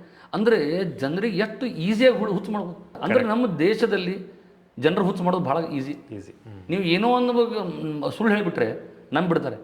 ಅವ್ರಿಗೆ ತಿಳಿಸಿ ಹೇಳ್ಬೇಕು. ಮತ್ತು ನಾವು ಇಲ್ಲಪ್ಪ ಇವೊಂದು ಉಳಿತಾ ಇರಲಿಲ್ಲ, ಅಂಥ ಯಾವುದೂ ಟ್ರೀಟ್ಮೆಂಟ್ ಇಲ್ಲ, ಸುಳ್ಳಿದೆ ಫಾರ್ವರ್ಡ್ ಅಂದ್ರೂ ಮನಸ್ಸಲ್ಲಿ ಸಂಶಯ ಇರುತ್ತೆ. ಎಲ್ಲ ಟ್ರೀಟ್ಮೆಂಟ್ ಡಾಕ್ಟರ್ ಕರೆಕ್ಟಾಗಿ ಕೊಡ್ತಾ ಇರಲಿಲ್ಲ. ಯಾಕಂದರೆ ನಮ್ಮ ಜನರದ ಸ್ವಭಾವ ಏನು, ಎಲ್ಲನೂ ಒಂದು ಸಂಶಯದಿಂದ ನೋಡೋದು. ಹೌದು, ಸಂಶಯ ಬರೋಕ್ಕೆ ಕಾರಣ ಬೇಕಾದಷ್ಟು ಇರ್ಬೋದು. ಬಟ್ ನೀವು ಯಾರನ್ನೂ ಟ್ರಸ್ಟ್ ಮಾಡಿಲ್ಲ ಅಂದರೆ ಹೆಂಗೆ ಹೆಂಗೆ ಆಗ್ತೀರಾ? ನೀವು ಕರೆಕ್ಟ್ ಟೈಮಲ್ಲಿ ನೀವು ಟ್ರೀಟ್ಮೆಂಟ್ ತೊಗೊಳಕ್ಕೆ ಹೆಂಗೆ ಆಗ್ತೀರಾ? ಸೊ ಯಾವುದಕ್ಕೆ ನೀವು ಎಷ್ಟು ಇಂಪಾರ್ಟೆನ್ಸ್ ಕೊಡ್ಬೇಕು ಅಷ್ಟೇ ಇಂಪಾರ್ಟೆನ್ಸ್ ಕೊಡಬೇಕು. ಆಮೇಲೆ ಕನ್ಫರ್ಮ್ ಮಾಡೋದಕ್ಕೆ ಮೆಥಡ್ಸ್ ಇದೆ. ನೀವು ಫ್ಯಾಕ್ಟ್ ಚೆಕ್ ಮಾಡೋವಂಥ ಕೆಲವು ವೆಬ್ಸೈಟ್ ಇದೆ. ಸೊ ಅಲ್ಲಿ ಇದು ಸುಳ್ಳ ಅಥವಾ ನಿಜಾನ ಅದು ಗೊತ್ತಾಗುತ್ತೆ. ಅಷ್ಟಾದ್ರೆ ಎಫರ್ಟ್ ಹಾಕಿ. ಇಲ್ಲಾಂದರೆ ಗೂಗಲಲ್ಲಿ ಸರ್ಚ್ ಮಾಡಿ ಯಾವುದು ನಿಜ ಯಾವುದು ಸುಳ್ಳು ಅಂತ ಆರ್ಟಿಕಲ್ಸ್ ಓದಿ. ಅಷ್ಟು ಗೊತ್ತಿಲ್ಲ ಅಂದರೆ ಇನ್ನೊಂದು ಹಾದಿ ಇದೆ. ತುಂಬ ಜನ ಡಾಕ್ಟರ್ಸ್ ಇದ್ದಾರೆ. ಸೆಕೆಂಡಲ್ಲಿ 10 ಒಪಿನಿಯನ್ ತಗೋಬೋದು. ನೀವು ಇಂಡಿಯಾದಲ್ಲಿ ನೀವು ಯಾವ ಡಾಕ್ಟರ್ಗೆ ಯಾವಾಗ ಹೋಗಿ ಕನ್ಸಲ್ಟ್ ಮಾಡ್ಬೋದು. ಎಲ್ಲ ಇಷ್ಟು ಈಸಿಲಿ ಅವೈಲೇಬಲ್ ಇದೆ. ಎಲ್ಲರೊಂದು ಸುಳ್ಳು ಹೇಳಕ್ಕೆ ಸಾಧ್ಯ ಇಲ್ಲ. ಸೊ ನೀವು ಯಾವುದು ಸರಿಯಾದ ಮಾರ್ಗ ಅದನ್ನು ಬಿಟ್ಟು ಯಾವುದೋ ಒಂದು ತಪ್ಪು ಊಹಾಪೋಹಗಳಿಗೆ ಬಲಿಯಾಗಿ ನಿಮ್ಮ ಜೀವನ ಕಳ್ಕೊಬೇಡಿ, ನಿಮ್ಮ ಹತ್ತಿರದವ್ರ ಜೀವನಕ್ಕೂ ಅಪಾಯ ಮಾಡಿಬಿಡ್ರಿ ಅಂತ ನಾನು ಹೇಳೋದು. ಯಾರು ಜನ ಹೇಳ್ತಾ ಇರ್ತಾರಲ್ಲ, ಎಷ್ಟೋ ಜನ ಹೇಳಿದ್ದಾರೆ. ಕೆಲವು ಜನ ನಾನು ಶುಗರ್ ಕಂಟ್ರೋಲ್ ಮಾಡೋದಕ್ಕೆ ಬರೀ ನಾನು ದೇಸಿ ಘೀ ಆಕಳ ಹಾಲು ಕುಡಿದು ನಾನು ಆರಾಮ ಮಾಡ್ಬೋದು ಅಂತ ಹೇಳಿದವರು 10 ವರ್ಷದಲ್ಲಿ ಸತ್ತೋಗಿದ್ದಾರೆ. ಕರೆಕ್ಟ್. ಬಟ್ ನನ್ನಲ್ಲೂ ಕೆಲವು ಜನ ಪೇಷಂಟ್ ಹಿಂಗೆ ಆಗಿದೆ. ಒಂದು ಪೇಷಂಟ್ ಬಂದಿತ್ತು, ಅವನಿಗೆ ಹಾರ್ಟ್ ಅಟ್ಯಾಕ್ ಆಗಿದ್ದಾಗ 2 ಕಡೆ 90% ಬ್ಲಾಕ್ ಅಂತ ಬೆಂಗಳೂರಲ್ಲಿ ಹೋದಾಗ ಜಯದೇವ್ ಹಾಸ್ಪಿಟಲ್ ಹೇಳಿದ್ದಾರೆ, ಇಮಿಡಿಯೇಟ್ಲಿ ಆಂಜಿಯೋಪ್ಲಾಸ್ಟಿ ಮಾಡಿಸ್ಬೇಕು, ಜೀವಕ್ಕೆ ಅಪಾಯ ಇದೆ ಅಂತ. ಏನೋ ಒಂದು ಕಾರಣದಿಂದ ನನಗೆ ಮಾಡಿಸೋದಿಲ್ಲ ಅಂತ ವಾಪಸ್ ಬಂದಿದ್ದಾನೆ. ಬಟ್ ವಾಪಸ್ ಬಂದ ಮೇಲೆ ಅವನು ಆರಾಮಿದ್ದಾನೆ. ಅವನು 1 ವರ್ಷದವರೆಗೆ ಆರಾಮಿದ್ದಾನೆ. ಎಲ್ಲರಿಗೂ ಅದೇ ಹೇಳ್ತಿದ್ದಾನೆ. ಡಾಕ್ಟರ್ ನನಗೆ ಹೇಳಿದ್ದಾರೆ ಆಂಜಿಯೋಪ್ಲಾಸ್ಟಿ ಮಾಡಿಸಂತ, ಜೀವಕ್ಕೆ ಅಪಾಯ ಇದೆ ಅಂತ ಹೇಳಿದ್ದಾರೆ. ಒಂದು ಅಂದಾಜು 40 ವರ್ಷದ ಮನುಷ್ಯ, ನಾ ಆರಾಮಿದ್ದೀನಿ ಅಂತ ಎಲ್ಲರಿಗೂ ಹೇಳ್ತಾನೆ. ಅವ್ನು ಕೇಳಿದವರು ಎಲ್ಲರೂ ಅದೇ ನಂಬಬೇಕು. ಈಗ ಹಾರ್ಟ್ ಅಟ್ಯಾಕ್ ಆಗಿದೆ ಆಂಜಿಯೋಪ್ಲಾಸ್ಟಿ ಅಂತ ಹೇಳಿದರೆ ಅವ್ನು ಮಾಡಿಸ್ಕೊಂಡಿಲ್ಲ, ಆರಾಮಾಗಿದ್ದಾನೆ. ಅವನು 1 ವರ್ಷ ಆದಮೇಲೆ ಹಾರ್ಟ್ ಅಟ್ಯಾಕ್ ಸತ್ತು ಬಿಟ್ಟ. ನಮ್ಮ ಹಾಸ್ಪಿಟಲಲ್ಲಿ ಡೆತ್ ಆಯ್ತು. ಅವನು ನಾವು ಏನು ಪ್ರಯತ್ನ ಮಾಡಿದ್ರು ಉಳಿಲ್ಲ ಅವನು. ಅದು ಯಾರಿಗೂ ಗೊತ್ತಾಗಿರಲ್ಲ. ಕರೆಕ್ಟ್. ಇವನು ಟ್ರೀಟ್ಮೆಂಟ್ ತೊಗೊಂಡಿಲ್ಲ ಸರಿಯಾದ ಟೈಮಲ್ಲಿ ಅಂತ ಅವ್ನು ಫ್ಯಾಮಿಲಿ ಮೆಂಬರ್ಸ್ ಗಟ್ಟೆ ಗೊತ್ತಿದೆ. ಆದರೆ ಅವನು ಯಾವ ಜನರಿಗೆ ಹೇಳಿದನಲ್ಲ ನಾನು ಸ್ಟೆಂಟ್ ಹಾಕ್ಸ್ಕೊಂಡಿಲ್ಲ ಅಂದು ಆರಾಮಿದ್ದೀನಿ 1 ವರ್ಷದಲ್ಲಿ, ಅವರೆಲ್ಲರೂ ಅಫೆಕ್ಟ್ ಆಗಿರ್ತಾರೆ. ಸೊ ನಮ್ಮ ಜನಕ್ಕೆ ಹೆಂಗೆ ಈಗ ನನ್ನ ಹತ್ರ ಬರ್ತಾರೆ ಎಷ್ಟೋ ಜನ, ಸರ್ ನಾವು ಅವಂಗೆ ಬ್ಲಾಕ್ ಅಂತ ಹೇಳಿದ್ರಿ ಇನ್ನೂ ಇಷ್ಟು ದಿವಸ ಏನೋ ಆರಾಮಿದ್ದಾನಲ್ರಿ. ನಾನು ಕೇಳ್ತೀನಿ, ನೀವು ಹೆಲ್ಮೆಟ್ ಹಾಕೊಳ್ಳಾರ್ದೆ ಗಾಡಿ ಹೊಡಿಬಾರ್ದು? ಹೆಲ್ಮೆಟ್ ಹಾಕೊಂಡು ಹೊಡಿಬೇಕು. ನಾನು ಎಷ್ಟು ಜನ ತೋರಿಸ್ತೀನಿ ಹೆಲ್ಮೆಟ್ ಹಾಕೊಳ್ಳದೆ ಹೋಗ್ತಾ ಇರ್ತಾರೆ, ಇನ್ನೂ ಆರಾಮಿದ್ದಾರೆ. ಅಥವಾ ಡ್ರಿಂಕ್ ಮಾಡಿ ಗಾಡಿ ಹೊಡಿಬಾರ್ದು? ಫುಲ್ ಡ್ರಿಂಕ್ ಆಗಿ ನೀವು ಅಡಿಕ್ಟ್ ಆಗಿ ನೀವು ಗಾಡಿ ಹೊಡೆದ್ರೆ ರಿಸ್ಕ್ ಇರುತ್ತೆ. ನಾನು 2 ಜನ ತೋರಿಸ್ತೀನಿ, ನನಗೆ ತುಂಬ ಡ್ರಿಂಕ್ ಮಾಡಿ ಗಾಡಿ ಹೊಡೆದಿದ್ದಾರೆ. ನೀವು ಒಂದು ಎಕ್ಸಾಂಪಲ್ ಹೇಳೋದ್ರಿಂದ ಆಗೋದಿಲ್ಲ. ಕೆಲವು ಜನ ಅವ್ರದ್ದು ಲಕ್ ಚೆನ್ನಾಗಿರ್ಬೋದು, ಉಳಿದಿರ್ಬೋದು. ನೀವು ಆ ರಿಸ್ಕ್ ತೊಗೊಳಕ್ಕೆ ರೆಡಿ ಇದ್ದೀರಾ? ವೈದ್ಯಕೀಯ ವಿಜ್ಞಾನ ಏನು ಹೇಳುತ್ತೆ ಅದನ್ನು ಕೇಳೋದ್ರಿಂದ ಏನಾಗ್ಬೋದು? 1 ವರ್ಷ 2 ವರ್ಷ ಅಲ್ಲ. ನಮ್ಮ ಆಯುಷ್ಯ ಎಷ್ಟು? ಆ್ಯಕ್ಚುಲಿ ಆಯುಷ್ಯ ಮನುಷ್ಯನ 100 ವರ್ಷ. ಹೌದು. ನಾವು 60-70 ಅಂತ ತಿಳ್ಕೊಂಡು ಖುಷಿಯಾಗಿ ಅದು ಕೂತ್ಕೊಂಡಿದ್ದೀವಿ. ಯಾರೂ ಸರಿಯಾಗಿ ಕಾಳಜಿ ತೊಗೊಂಡಿಲ್ಲ. ಚಿಕ್ಕ ವಯಸ್ಸಲ್ಲಿ ನಾವು 30 ವರ್ಷ ಮೊದಲೇ ಸತ್ತು ಹೋಗಿರ್ತಾರೆ. ಅದನ್ನ ನೋಡಿ ನಾವೇನು ತಿಳ್ಕೊಂಡಿರ್ತೀವಿ 70 ವರ್ಷ ಆಗಿದೆ ಬಿಡಪ್ಪ, ಇದು ಅವ್ನು ವಯಸ್ಸಾಗಿ ಸತ್ತು ಹೋಗಿದ್ದಾನಂತ. ಆ್ಯಕ್ಚುಲಿ ನೀವು ಈಗಿನ ಟೈಮಲ್ಲಿ ನನ್ನ ಹತ್ರ ಎಷ್ಟೋ ಜನ 93 ವರ್ಷಕ್ಕೆ ನಾನು ಆಂಜಿಯೋಪ್ಲಾಸ್ಟಿ ಮಾಡಿದ್ದೀನಿ, 97 ವರ್ಷಕ್ಕೆ ಆಂಜಿಯೋಪ್ಲಾಸ್ಟಿ ಮಾಡಿದ್ದೀವಿ. ಸೊ ಯಾರೂ ನೀವು ಉಳಿಬೋದು. ಕರೆಕ್ಟ್ ಟ್ರೀಟ್ಮೆಂಟ್ ತೊಗೊಳ್ದೆ ಇರೋದು ಕಾರಣದಿಂದ, ಸರಿಯಾಗಿ ನೀವು ಕಾಳಜಿ ತೊಗೊಳ್ದಿರೋ ಕಾರಣದಿಂದ ನಿಮ್ಮದು ಕಡಿಮೆ ವಯಸ್ಸಲ್ಲಿ ನಿಮ್ಗೆ ತೊಂದರೆ ಬಂದಿರುತ್ತೆ. ಸೊ ನಾನೇನು ಹೇಳೋದಂದರೆ, ವಾಟ್ಸ್ಯಾಪು, ಸುಳ್ಳು ಸುದ್ದಿ ಇವಕ್ಕೆ ಬಲಿಯಾಗಬೇಡ್ರಿ. ನೀವು ಏನು ಡೌಟ್ ಇದೆ ಕರೆಕ್ಟ್ ಜನರಿಗೆ ಕೇಳ್ಕೊಳ್ಳಿ. ಸೆಕೆಂಡ್ ಒಪಿನಿಯನ್ ಡಾಕ್ಟರ್ಸಿಗೆ ಕೇಳ್ಕೊಳ್ಳೋದು ಒಳ್ಳೆಯದು. ಗೂಗಲಲ್ಲಿ ಅಥವಾ ಒಳ್ಳೆ ರಿಲಯಬಲ್ ಸೋರ್ಸಲ್ಲಿ ನೋಡ್ಕೊಳ್ಳಿ, ಚೆಕ್ ಮಾಡ್ಕೊಳ್ಳಿ. ಇಲ್ಲ, ಕೆಲವೊಂದಿಷ್ಟು ಜನರಿಗೆ ಗೂಗಲಲ್ಲಿ ರಿಲಯಬಲ್ ಸೋರ್ಸು ಗೊತ್ತಾಗೋದಿಲ್ಲ. ಅದು ಆದರೆ ಒಂದು ಅಟ್ಲೀಸ್ಟ್ ಆ ಥರ ಜ್ಞಾನ ಇದ್ದವರೇ ಮಾಡ್ಬೋದು. ಇಲ್ಲ, option second opinion, multiple opinions ಅದು ಎಲ್ಲಕ್ಕಿಂತ ಬೆಸ್ಟ್ ಆಪ್ಷನ್. ಈಗ ಒಂದ್ಸತಿ ಹಾರ್ಟ್ ಅಟ್ಯಾಕ್ ಆಗಿ ಅವರಿಗೆ ಸ್ಟೆಂಟ್ ಆದರೂ ಆಗಿರ್ತದೆ, ಬೈಪಾಸ್ ಆದರೂ ಆಗಿರ್ತದೆ. ಅವ್ನ ದಿನನಿತ್ಯದ ಜೀವನ ಪ್ರಕ್ರಿಯೆ ಹೇಗಿರಬೇಕು? ಭಾಳ ಜನರಲ್ಲಿ ಡೌಟ್ ಏನಿದೆ, ನನ್ನ ಸ್ಟೆಂಟ್ ಆಯಿತು, ನನ್ನ ಲೈಫ್ ಮುಗೀತು, ನನ್ನ ಶಕ್ತಿ ಕಮ್ಮಿ ಆಯಿತು, ನಾನು ಆಟ ಆಡುವಾಗಿಲ್ಲ, ಆ ಕೆಲಸ ಮಾಡೋಂಗಿಲ್ಲ, ಈ ಕೆಲಸ ಮಾಡೋಂಗಿಲ್ಲ, ಈ ರೀತಿ ಯೋಚನೆಯಲ್ಲಿ ಬದುಕ್ಬಿಡ್ತಾರೆ ಅವ್ರು ಉಳಿದ ದಿನಮಾನ ಕಾಲಗಳು. ಹೌದು. ಇನ್ನು ಎಷ್ಟೋ ಸಲ ಹೆಂಗಿರುತ್ತೆ ಅಂದರೆ, ಪೇಷಂಟ್ ಹೆಂಗೆ ಬಿಡ್ತಾರೆ ಅಂದರೆ, ಸ್ವಲ್ಪ ಏನೋ ಎಲ್ಲ ತಿಳಿಸಿ ಹೇಳ್ತೀವಿ, ಕೆಲವೊಂದ್ಸಲ ಏನೋ ಹೇಳೋದು ಮರ್ತು ಬಿಟ್ಟಿರ್ತೀವಿ. ಒಂದ್ಸಲ ಪೇಷಂಟ್ ಫುಲ್ ದಾಡಿ ಗಿಡಿ ಬಿಟ್ಕೊಂಡು ಬಂದ್ಬಿಟ್ಟಿದ್ದಾರೆ, ಫುಲ್ ಸ್ಮೆಲ್ ಬರ್ತಾ ಇದೆ. ಈಗ ಹಿಂಗ್ಯಾಕಿದ್ರೆ, ಸರ್ ನಾವು ಸ್ಟೆಂಟ್ ಹಾಕಿದ್ಮೇಲೆ ಸ್ನಾನ ಬಿಡಿಲ್ಲ ಸರ್. ಸೊ ಜನರಿಗೆ ನಾನು ಏನು ಹೇಳಬೇಕಂತ ಈ ಒಂದು ಮಾಧ್ಯಮದಿಂದ ಏನು ಹೇಳಬೇಕು ಮಾಡಿದ್ದೇನೆ ಅಂದರೆ, ಆ್ಯಕ್ಚುಲಿ ಆಂಜಿಯೋಪ್ಲಾಸ್ಟಿ ಆದಮೇಲೆ ಆಲ್ಮೋಸ್ಟ್ ಸೆಕೆಂಡ್ ಡೇ, 2ನೇ ದಿನ, ಇವತ್ತು ಆಂಜಿಯೋಪ್ಲಾಸ್ಟಿ ಆಗಿದ್ದಾರೆ, ನಾಳೆನೇ ನಡೆಸ್ತೇವೆ ಯೂಶಲಿ 2 ದಿನದಲ್ಲಿ 3 ದಿನದಲ್ಲಿ, ಅಥವಾ ಕೆಲವು ಸರಿ ತುಂಬ ಸೀರಿಯಸ್ ಪೇಷಂಟ್ ಇದ್ದರೆ 5 ದಿನ, 1 ವಾರದಲ್ಲಿನೂ ಎಲ್ಲರೂ ಡಿಸ್ಚಾರ್ಜ್ ಆಗ್ತಾರೆ. ಬೈಪಾಸ್ ಆಪರೇಷನ್ ಆದಮೇಲೆ ಒಂದು 10 ದಿನ ಅಂತ ಹೇಳ್ಕೊಡಿ. ಡಿಸ್ಚಾರ್ಜ್ ಆದಮೇಲೆ ರೂಟೀನ್ ಆ್ಯಕ್ಟಿವಿಟಿ 1ನೇ ದಿವಸ ಸ್ಟಾರ್ಟ್ ಮಾಡ್ಬೋದು. ನಡೆಯೋದು, ಸ್ನಾನ, ನಿಮ್ಮ ತಿಂಡಿ, ಇದು. ಸೊ ಪೂರ್ವದಲ್ಲಿ ಏನು ದಿನನಿತ್ಯ ಅದಕ್ಕಿಂತ ಒಳ್ಳೆ ಕೆಲಸ ಮಾಡ್ಬೋದು. ಮೊದಲು ಒಂದು ನಾವು ಏನು ಹೇಳ್ತೀವಿ, ಸ್ವಲ್ಪ ಜಾಸ್ತಿ ಸ್ಟ್ರೆಸ್ಫುಲ್ ಮಾಡಬೇಡಿ. ಅದರಲ್ಲಿ ನೀವು ಜಾಸ್ತಿ ಪ್ರೆಷರ್ ಹಾಕ್ಬೇಕಂತ ಅಂಥವು ಮಾಡಬೇಡ್ರಿ. ಆಫ್ಟರ್ ಮೇ ಬಿ 15 ದಿನ ಆದಮೇಲೆ ಮೆಜಾರಿಟಿ ಪೇಷಂಟ್ಸ್ 90%ಗಿಂತ ಜಾಸ್ತಿ ಜನ ನೀವು ಮೊದಲು ಹೆಂಗಿದ್ರೆ ಅದಕ್ಕಿಂತ ಒಳ್ಳೆಯದಾಗಿರ್ಬೋದು. ಯೂಶ್ವಲಿ ಎಲ್ಲ ಕೆಲಸ ಮಾಡ್ಬೋದು. ಆದರೆ ಪ್ರತಿಯೊಂದು ಪೇಷಂಟ್ ಬೇರೆ ಬೇರೆ ಇರೋದ್ರಿಂದ ನಿಮ್ಮ ವೈದ್ಯರಿಗೆ ಕೇಳಿ ಅದನ್ನು ಫಾಲೋ ಮಾಡೋದು ಒಳ್ಳೆಯದು.